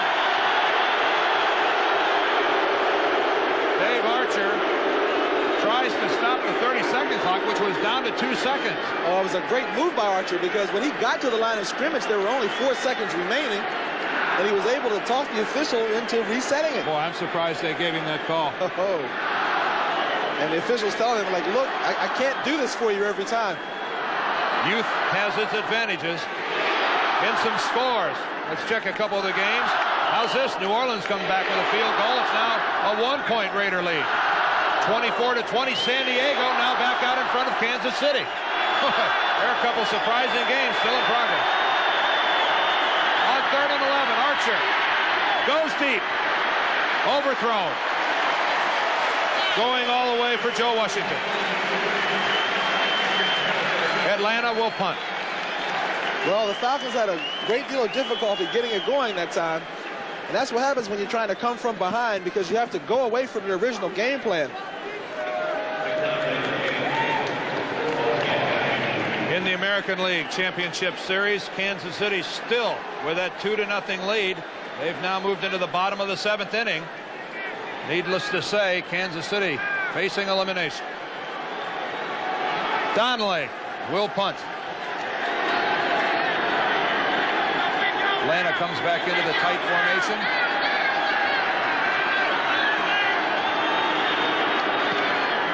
Rick Donnelly gets it away. Paul Scansey is the lone deep man for Seattle, and he brings it upfield.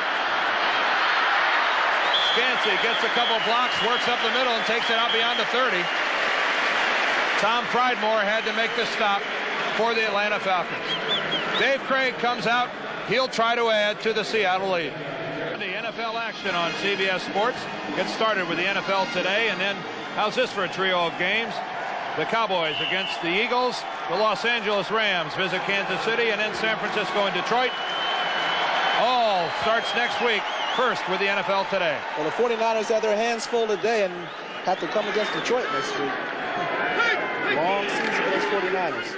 Kurt Warner on first down. Cuts upfield. Boy, that's a good run. That's the way to use your lead blocker. Well, it's important for Seattle to try to get something going on the ground here, because the only way that you can choose some time off that clock is with the running game. Well, there's my main man. Yeah, I know you and Reggie were talking quite a bit yesterday about Michigan beating Michigan State. Talk about one of the great lead blockers of all time. That's Reggie McKenzie, the head of the Electric Company, the great Buffalo offensive line, a teammate of mine at the University of Michigan back in the late 60s. And, of course, he finished out his career here in Seattle. Still a town favorite. Dave Craig comes out of the pocket and finds Steve Largent. And that's a Seattle first down. Bobby Butler with the coverage and the tackle. With that combination, what are you going to do to stop it? Craig, who can buy time when he needs it, and Largent, who knows how to get open and always catches that ball. In the dictionary, when they have a description of the phrase body control, they have Steve Largent's picture right alongside. That's the illustrated dictionary. The illustrated dictionary. He has turned many a defensive back all the way around. Hughes, Warner, 2 setbacks. And this is Hughes. Not much. The ball came loose. Is it the Falcons? Is this Atlanta's ball? Let's get a call, guys. Yes, it is. Dan, that's the first time this entire season that the Falcons have recovered an opposition's fumble. And I think they're going to credit Ronnie Washington, reserve linebacker, with coming up with the football. You see the pressure coming straight up the middle. That's David Hughes. And there's the ball on the ground. Clearly a fumble, and it belongs to Atlanta. And there's still a lot of football yet to be played here on the AstroTurf at the Kingdome. Plenty of time for the Falcons if they can get one here. Here comes the crowd in an attempt to get back in the game. First and 10 at the 42, and Hughes backs out again. Gene, I have to say that he's just going to have to run a play. It's not going to get any better, and Bob McElway's not going to allow him to go back to the huddle. He's going to have to run a play.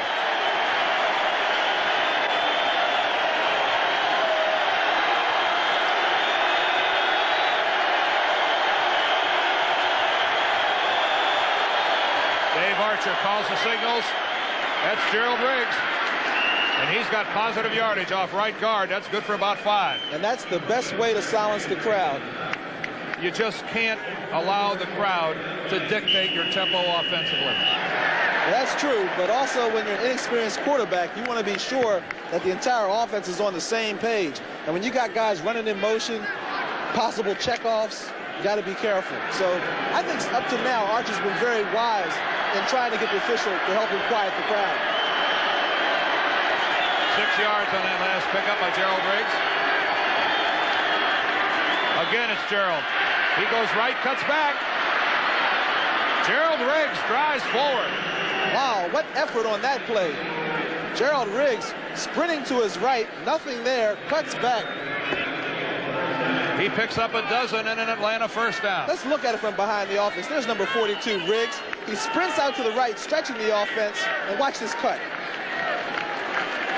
That's instinct. You can't teach it. Look who's on him. Number 45, Kenny Easley, who's always around that ball. And John Scully, his left guard, did a good job of cutting off the Seattle pursuit.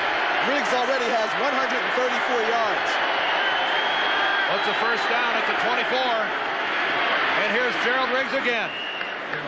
And again, he powers in behind this very big and very talented Atlanta offensive line. Well, in a subtle move, Dan Henning now has gone back to the offense that was so successful in the first half. He's gone away from the 3 wide receivers. He's back to the 3 tight ends. There's Cliff Benson. You can see he's in the game, and it's effective. Brett Miller, Bill Fralick, Jeff Van Note, John Scully, and Mike Ken. The interior 5. They were expected to have a tough match today with Bryant, Nash, and Green, but I'd have to say that they're winning the war up front. 2nd and 5. Archer on the roll. Has his man, and that's Gerald Riggs. And that is another Falcon first down. I think we're seeing some fine play selection here as Atlanta's putting together a drive, keeping the Seahawks off balance. That time they were in their run formation, and then they used their dash. By dash, Archer runs out to the right, sets up, uses his quick feet to buy time, and that time he hit Riggs coming out of the backfield. Terry Taylor back in the ball game. Made the hit that time on Gerald Riggs.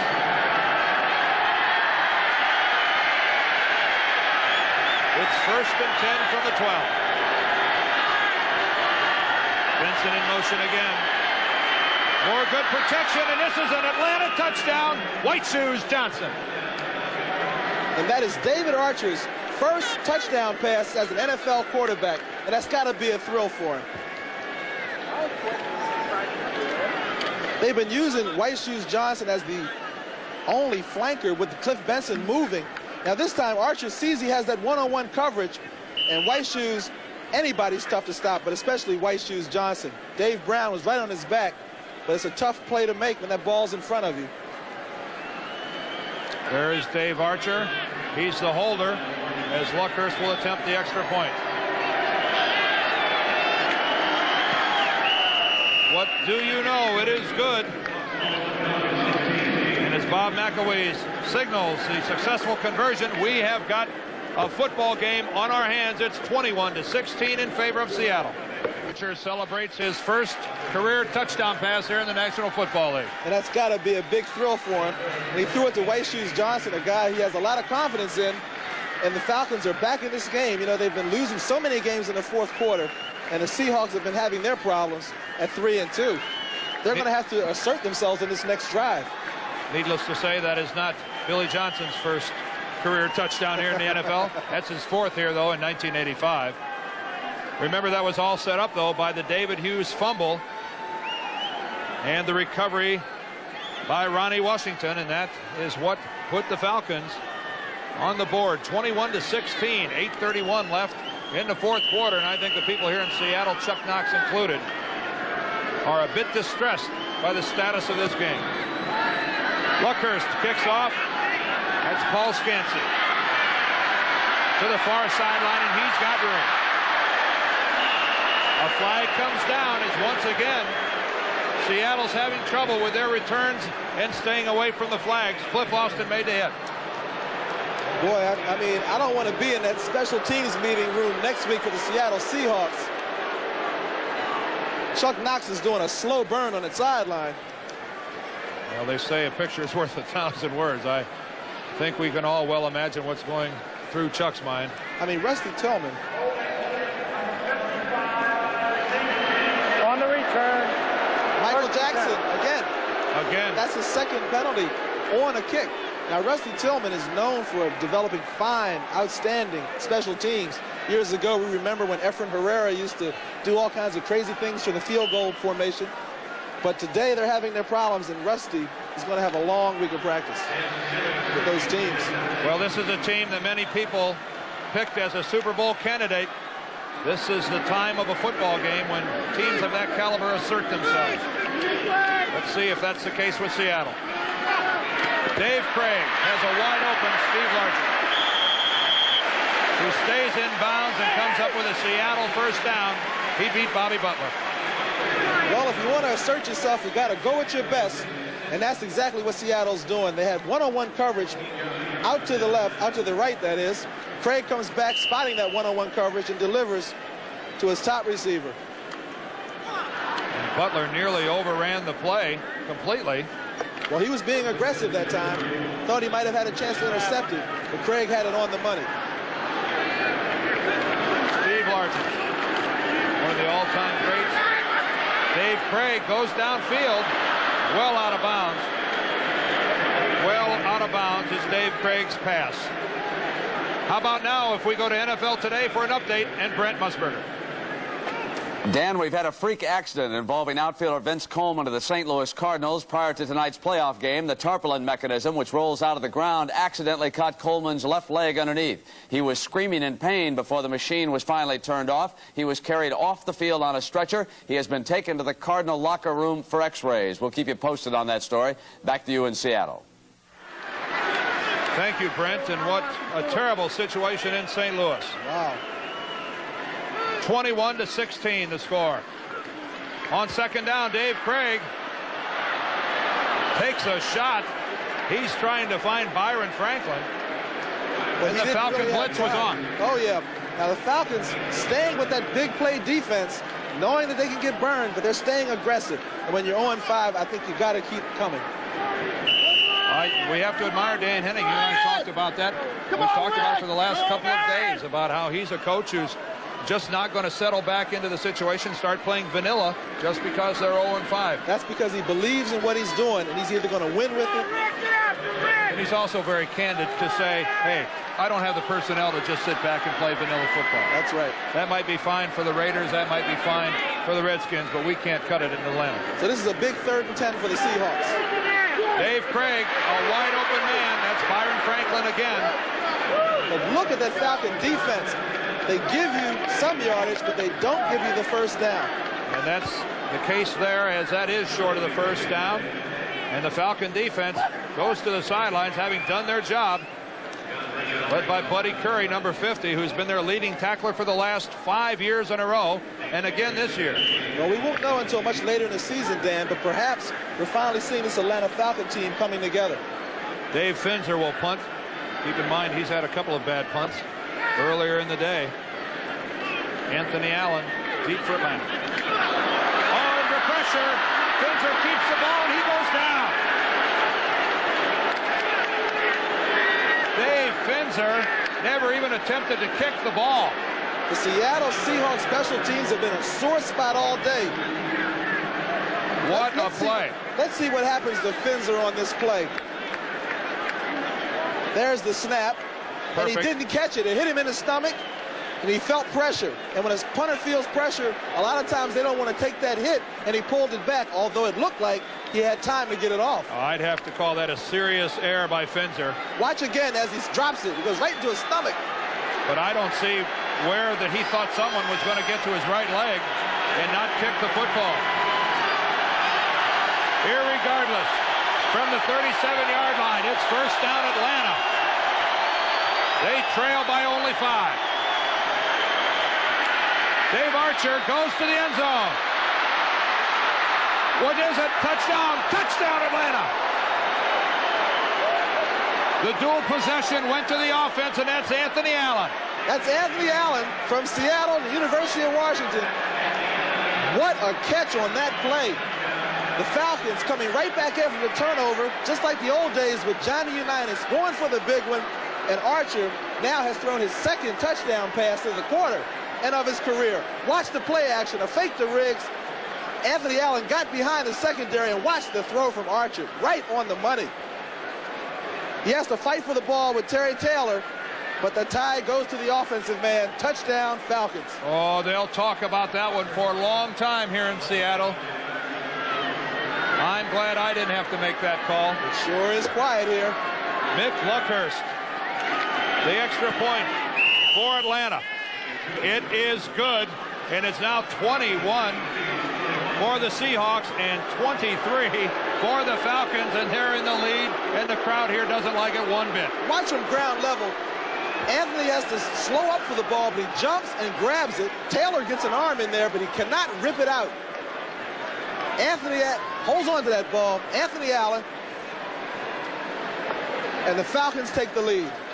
Anthony Allen, the former USFL ball player with both the Michigan Panthers and the Los Angeles Express, who, by the way, I think bears a striking facial resemblance to Anthony Carter.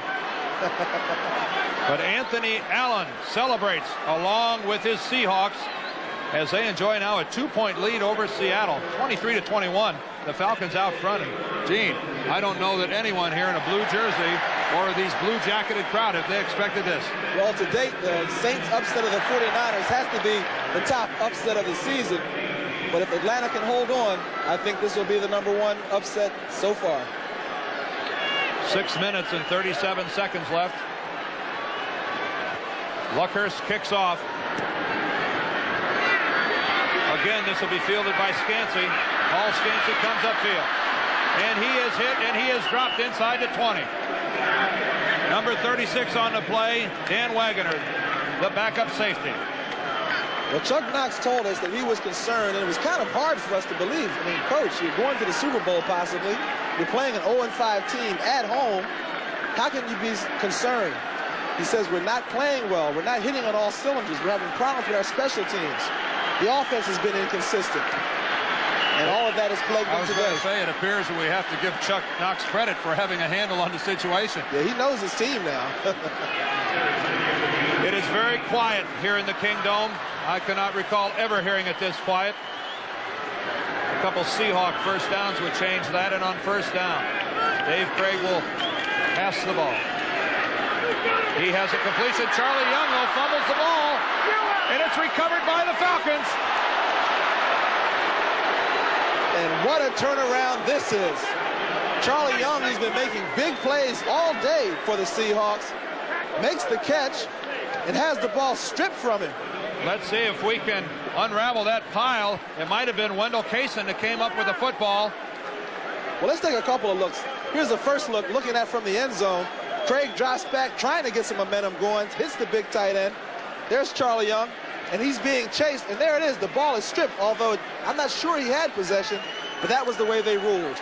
And that's Wendell Kaysen that came up with the fumble recovery. I think he clearly had possession of the football. Yeah, you can see it a lot better on that angle. A good call by the officials as Wendell Kaysen comes up with the fumble by Charlie Young, and can you believe this? 6:23 left, and it's first down Atlanta. Well, give David Fry, number 58, credit for stripping Charlie Young of the ball. This is his first game back this season.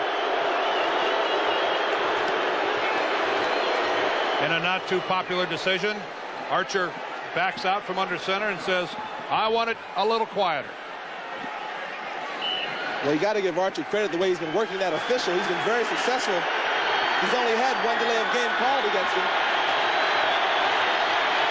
In this situation, they do not even start the 30-second clock. Archer will have all the time he needs.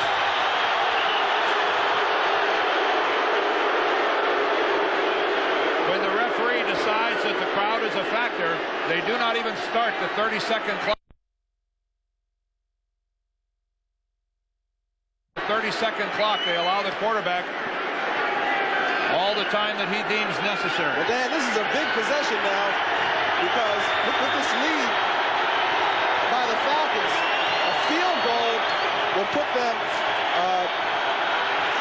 points ahead, meaning that the Seahawks would have to score a touchdown, which is more difficult than a field goal, to be sure. 6 minutes, 23 seconds in the fourth quarter. Archer in control, knowing that they want to keep possession, keep the ball down here, because the way Luckhurst has been kicking. Why do you get the feeling that it's going to be Gerald Riggs? You know it.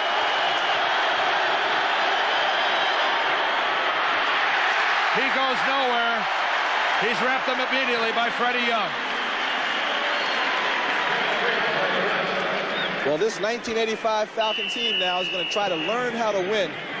They have a lead, but they haven't been able to hold on to them so far this season, the few times they've had them. You know how they must yearn for a win. They can taste it. All of Atlanta. Meanwhile, all of Seattle has their stomach doing flip-flop. Second down and 10. 5:44 left in the game. David Archer goes to the end zone. Nearly caught for a touchdown, but a fine defensive play that time by Terry Taylor, working against Alama Matthews. Matthews that time running a post pattern. He broke open, and Taylor, who has been injured already in this game, they're trying to take advantage of that. And watch, as Archer does play action, everybody thought Riggs was getting the ball. A good call. Matthews breaks over the middle. I thought Matthews should have caught this one, but he couldn't quite get up high enough. Taylor's over his back with a great defensive play. Yes, Taylor clearly gets a hand in there on the ball. That's as good a defensive play as you can make by Terry Taylor. That's who's right. playing hurt. That's right. Joe Washington now on 3rd and 10. He's going to throw it.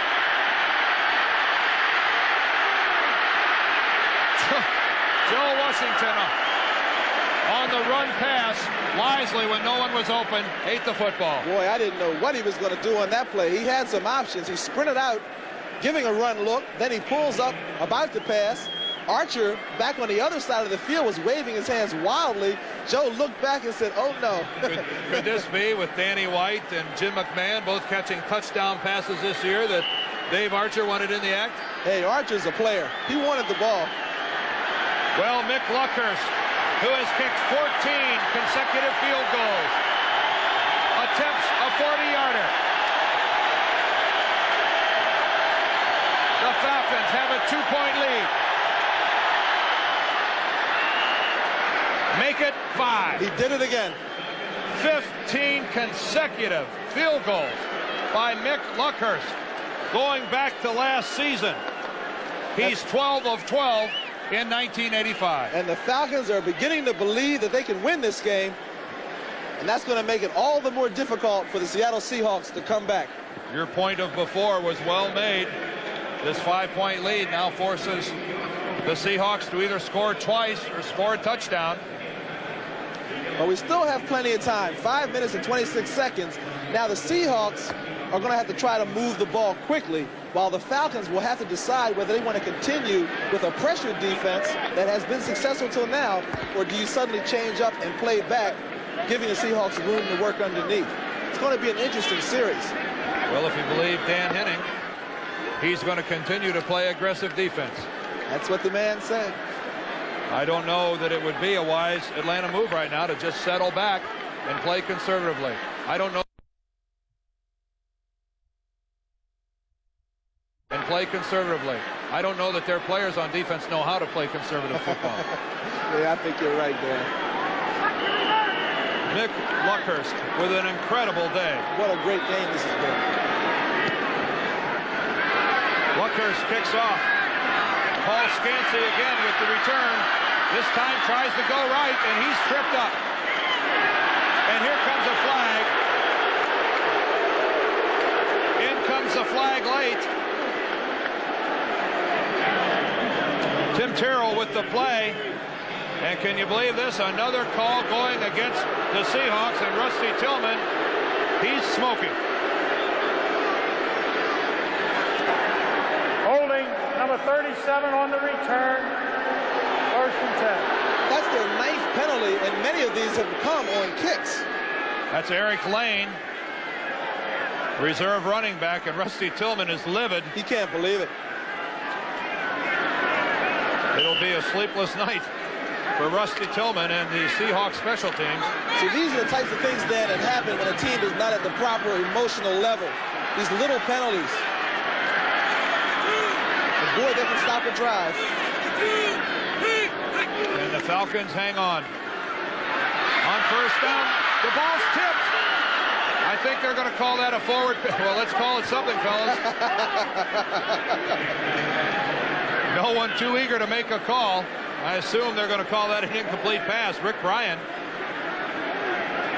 hits the arm of Dave Craig, and we're not getting a call, guys. What is it? Well, an incomplete pass. That might be the latest call we'll see for quite a while. What is it? Well, let's look at it from ground level. You know, to be a pass, Craig's arm has to be going forward. Here he's holding the pass, and there it comes. He's coming forward, and the ball is tipped. So close to being a fumble.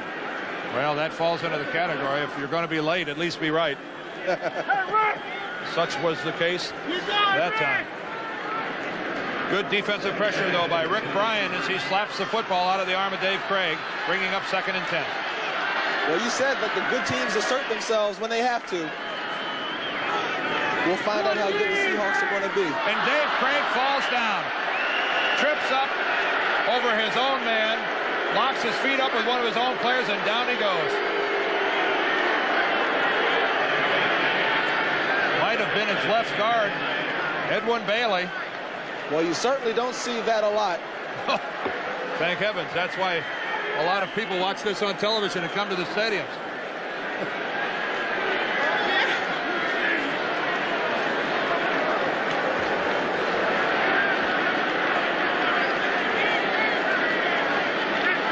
This brings up 3rd down and 17 yards to go.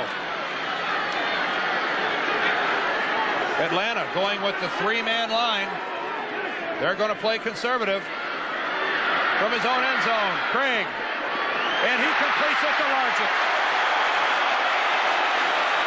And that's a Seahawk first down. Well, the Falcons had a choice. They could be aggressive the way they've been the entire game, or they could go into a prevent defense because it was 3rd and 17. They elected to go to the prevent. A 3-man rush gives Craig the time he needs to find Steve Largent, who's made big play after big play. Look at that catch. Going up, not caring how he's going to get hit after he makes the catch to make that important first down. And I say the good teams assert themselves, so do the good players. Tonight on CBS, don't forget, 60 minutes following football, except here on the West Coast. 60 minutes tonight on CBS. This is Dave Craig on first down, and he's going for it all. Byron Franklin can't hold on. That was a great throw by Craig, right on the money. I'm sure Franklin wishes he could have that back. Double coverage, Scott Case and Bobby Butler. Let's look at it with the play coming right at us. Craig dashes out to the right, little play action fake. He has plenty of time. Look at his protection. And there goes Franklin, clearing the secondary. The ball might have been tipped, but in any event, Franklin got both of his hands on it and couldn't come up with the catch. Bobby Butler, Scott Case, the 2 Atlanta defenders. Well, they have to know they're going to be challenged. There's 3 minutes and 56 seconds left in the 4th quarter. 2nd and 10. Again, Dave Craig. This time across the middle, and he's got a completion. That's David Hughes. Well, that's the play the Falcons have been giving him all day. Hughes sort of drifting out over the middle, but that's not a big yardage play. No, it's only good for a couple. And the Seahawks need some yards. They have to get that ball downfield. They're going to spot that reception by Hughes at the 35. That's only a pickup of 1 yard. I think Atlanta would be content to give them that all day long. All day long. A critical 3rd down play coming up for Seattle. 26-21. The Falcons have the lead. Dave Craig. Wide open is David Hughes. And he's very close to the first down. We'll have to see where they spot it. Oh, boy, is he close, but he may be short.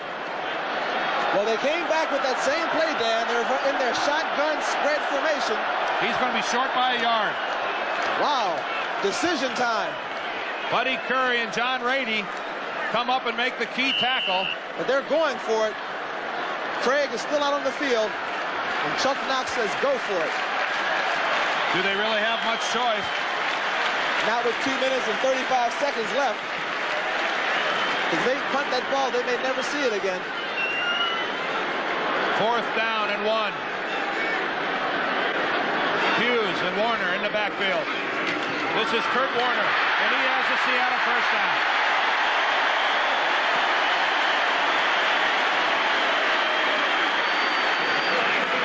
That going for it on 4th down can be made easy when you have a Kurt Warner in the backfield who knows how to get positive yardage. Especially when you have Brian Millard and Bob Kreider getting the surge that they got that time around. Now, official called a timeout, and we also have the 2-minute warning coming up. Yes, they won't charge this timeout to the Seahawks. 0-4 on the clock. 2-0-4. Well, they're going to put the clock back to 2 minutes and 4 seconds, and at the same time, the Seahawks took a timeout. Well, time is becoming very precious now. So those 4 seconds, you can get a playoff in those 4 seconds. And that's why they elected to call the timeout now, because they'll automatically have a timeout when the 2-minute warning comes at the 2-minute point, or next stop in action after 2 minutes. Craig, who's having quite a day at quarterback, Dan, 27 for 40, 341 yards, 3 TDs, but his team is still losing. And again, that's the key statistic so far, that scoreboard. Tonight on CBS, we'll start it off with 60 Minutes, then Murder, She Wrote, Crazy Like a Fox, and follows all that, Trapper John, MD. All this coming up tonight on CBS. Trapper John, MD, I know your favorite show, Gene. It is, but unfortunately, I will not be home in time to see it tonight, but it will be on tape so I can watch it later this week. 2:04 left in this contest. The Seahawks have the ball 1st and 10 at their own 47-yard line. They're trailing in the game, though, 26-21. And whoever thought that we'd have this kind of a game on our hands, Gene? Well, I don't want to say I thought it, but... That wasn't a setup. No, but the Falcons have been so close. Dan Henning even told us that. You see how many timeouts are remaining. That they've been so close, and they've just been a big play or two away. Well, they've gotten some big plays today, but now the Seahawks need some. There's plenty of drama here in the Kingdome on 1st down. Craig under pressure goes down. The 4th sack of the day by Atlanta. Dave Craig eats the football. The clock shows 2:01. That was the longest 3 seconds I've seen in a while. 2:01 left in the ball game. They allow the clock to run down to the 2-minute warning, and Dave Craig goes over to talk to Chuck Craig. The 2-minute warning here at the Kingdome. Seattle fighting for their life, trying to come back. It's self-explanatory. Seattle down by 5, and we're to the final 2 minutes of this ball game. They've got it at their own 36. 2nd down and 21 yards to go after the sack. Craig from the shotgun. Completes it to Steve Largent. Well, they were in that prevent defense again. But I guess with less than 2 minutes, you have to be in that prevent defense, but you want to limit them to less than 10 yards. And that time they did so. John Taylor making the hit and the tackle on Steve Largent. This is 3rd and 12. Craig again goes across the middle to Byron Walker. Byron Walker very near the Seahawk 1st down. John Rady runs him out of bounds. Well, we'll see. This is the same play that Walker scored that touchdown on. They clear it out for him, and he comes from left to right across the screen. Watch as he comes across the field, and now watch how he uses his speed to come upfield and get that 1st down. Just barely, but a 1st down it is for the Seahawks. That time knowing where he was on the field, Byron Walker picks up the Seattle 1st down. And he stopped the clock by going out of bounds. He did it all. Big play. A minute 34. Some confusion for for Atlanta rather, defensively. Play action, Dave Craig. Charlie Young. First down. Charlie Young having a spectacular day. Well, he was making big plays all along. Had the ball stripped from him a few series ago, but now they come right back to the big tight end because they know they have that single coverage on him, and he knows how to get open. Seattle with 2 timeouts remaining. A flag flies. Going to the corner, no one's there, but we may have a penalty against the Seahawks. It looked like there was some motion on their interior line, and Dave Craig not happy. Well, that's always the danger when you're running that hurry-up offense and everybody's not prepared to go. That time, that appeared to be the case. Keep in mind, a field goal doesn't do it for Seattle. Dan, this 1 minute and 1 second remaining in the game is going to be an eternity for that Falcon bench. Illegal motion, right tackle, penalty is declined, second down. This could be the longest minute of the season for the Atlanta Falcons. Bob Kreider with the 5-yard penalty. That It's was declined. with 2 timeouts left. Seattle still has ample opportunity. The clock stops on the penalty. Seattle must score a touchdown. From the 28.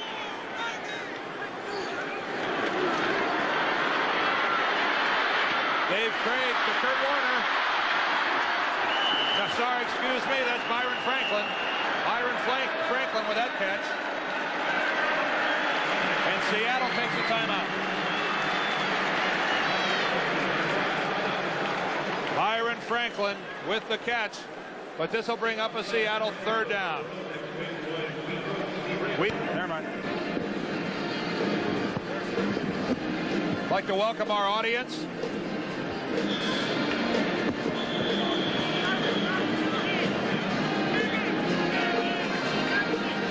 .52 seconds left in the ball game. 26-21 Atlanta.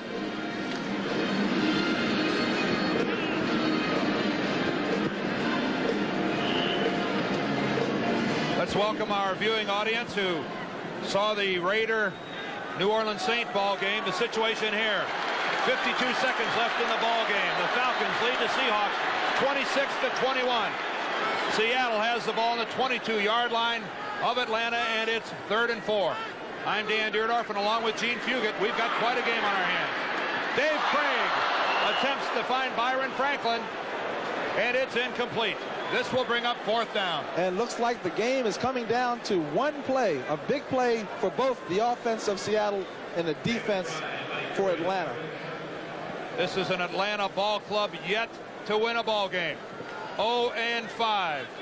And we have a Seattle ball club that many thought would go to the Super Bowl. They're tied for first place in their division at 3-2, but they've got to be concerned with the way they played here today. 47 seconds left in the football game. 4th down. 4 yards to go from the 22. Craig in the shotgun. He's got a completion on Steve Largent.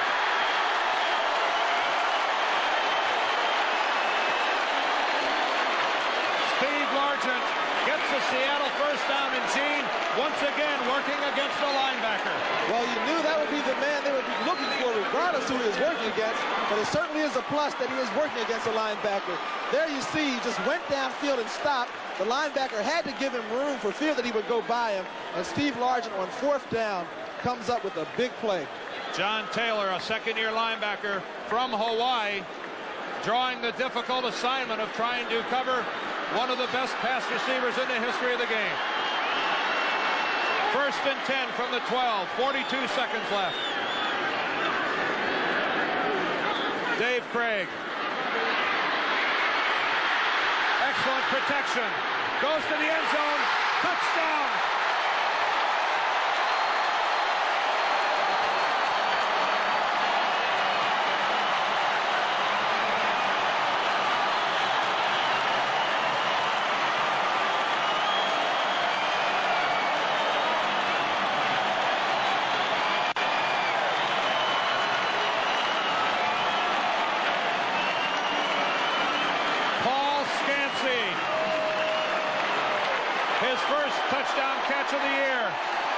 and Dave Craig's 4th touchdown pass of the ballgame. Well, we've seen all game how Craig has been able to buy time with his quick feet. That time was no exception as he bought time, found Scansy in the end zone for the go-ahead score. Norm Johnson. Right through the middle. And it's a 28-26 Seahawk lead. Watching from the end zone, we'll be able to see how Dave Craig buys time to allow his receiver to get open. He drops straight back. No one's open at the moment, and watch him scramble to his left. Here he comes. He thinks about running, but no, Scansy's open. He delivers it. Touchdown, Seattle. There's 35 seconds left in the game. Atlanta still has 2 timeouts remaining. Well, we talked about how the good teams and the good players emerge when the situation gets tight. And that's certainly what happened with the Seahawks here in that drive. As Craig made big play after big play. Steve Largent, what can you say about him? He's had a fantastic game today, making the big catch. But you have to feel a little for the Atlanta Falcons because they really put it out on the field today. They held nothing back. Well, we won't tell them that this ball game's over because it is not. 35 seconds left. Dave Craig with 4 touchdown passes for the Falcons. Mick Luckhurst with 4 field goals. Well, the Falcons still have 2 timeouts left, and with Luckhurst kicking like he has been. And remember, a field goal will win this for Atlanta. It is 28-26, and Norm Johnson kicks off. A deep kick into the Atlanta end zone, and it'll stay there. Dan Wagoner says we'll start at the 20. The clock does not start as no one brought the ball out, so still 35 seconds remain, and young Dave Archer, in his first professional start ever, faces a most difficult situation. Well, he's got to move the ball about 40 yards to get down into field goal range. Mick Luckhurst, who has kicked 15 consecutive field goals going back to last year. What an incredible story. He cannot kick during practice, yet he's perfect on the field.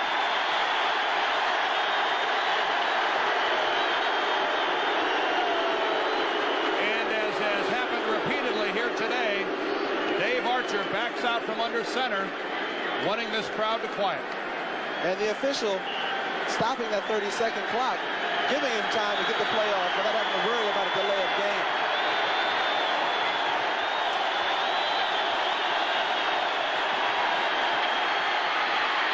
Dave Archer gets the ball away, but it one-hops to his receiver. He's being chased by Jeff Bryant and Jacob Green. 2nd and 10. Certainly a tough position for the young quarterback to be in. Looking for his play from the sideline now. I wonder if they're calling two. It has been a very gritty performance by both of these clubs. It's been a hard-hitting, hard-fought contest. You have to admire and respect both these teams. 3 wide receivers for Atlanta. Archer has the ball stripped away. Crawling after it, and it goes out of the back of the end zone. It's out of the back of the end zone, and that'll be a safety.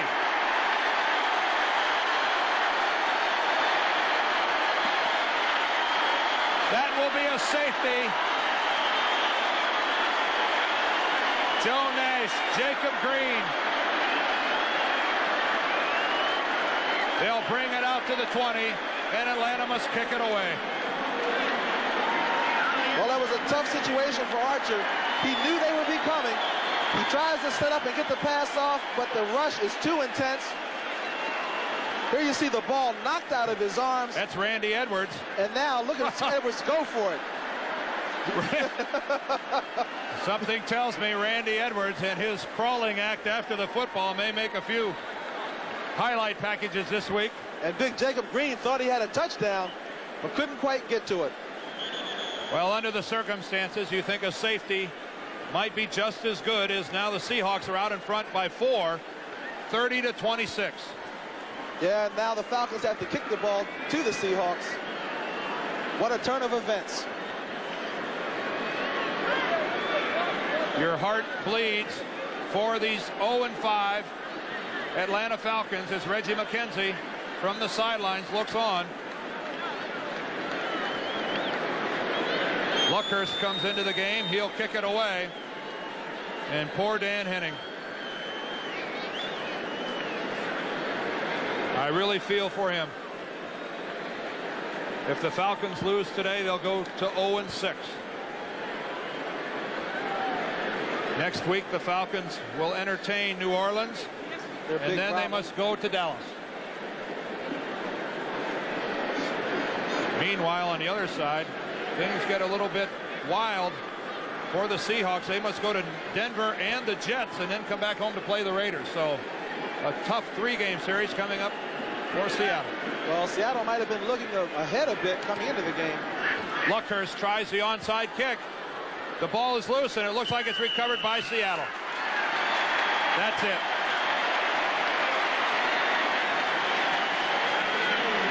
Mike Ken and some of the offensive line for the Atlanta Falcons, and boy, did they play their hearts out today.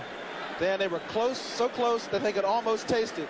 And David Archer, who might be setting the foundation for the future for this Atlanta Falcon team, although he feels good about his effort, I know he feels bad that he could come so close to getting that first victory and being denied.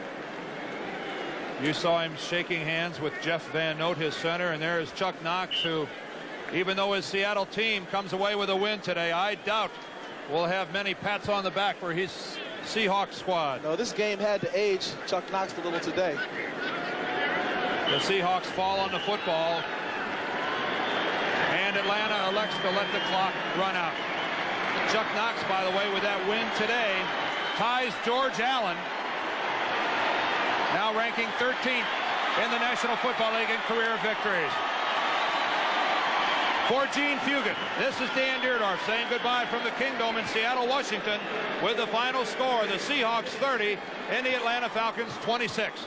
Next Sunday on CBS, there'll be more NFL action.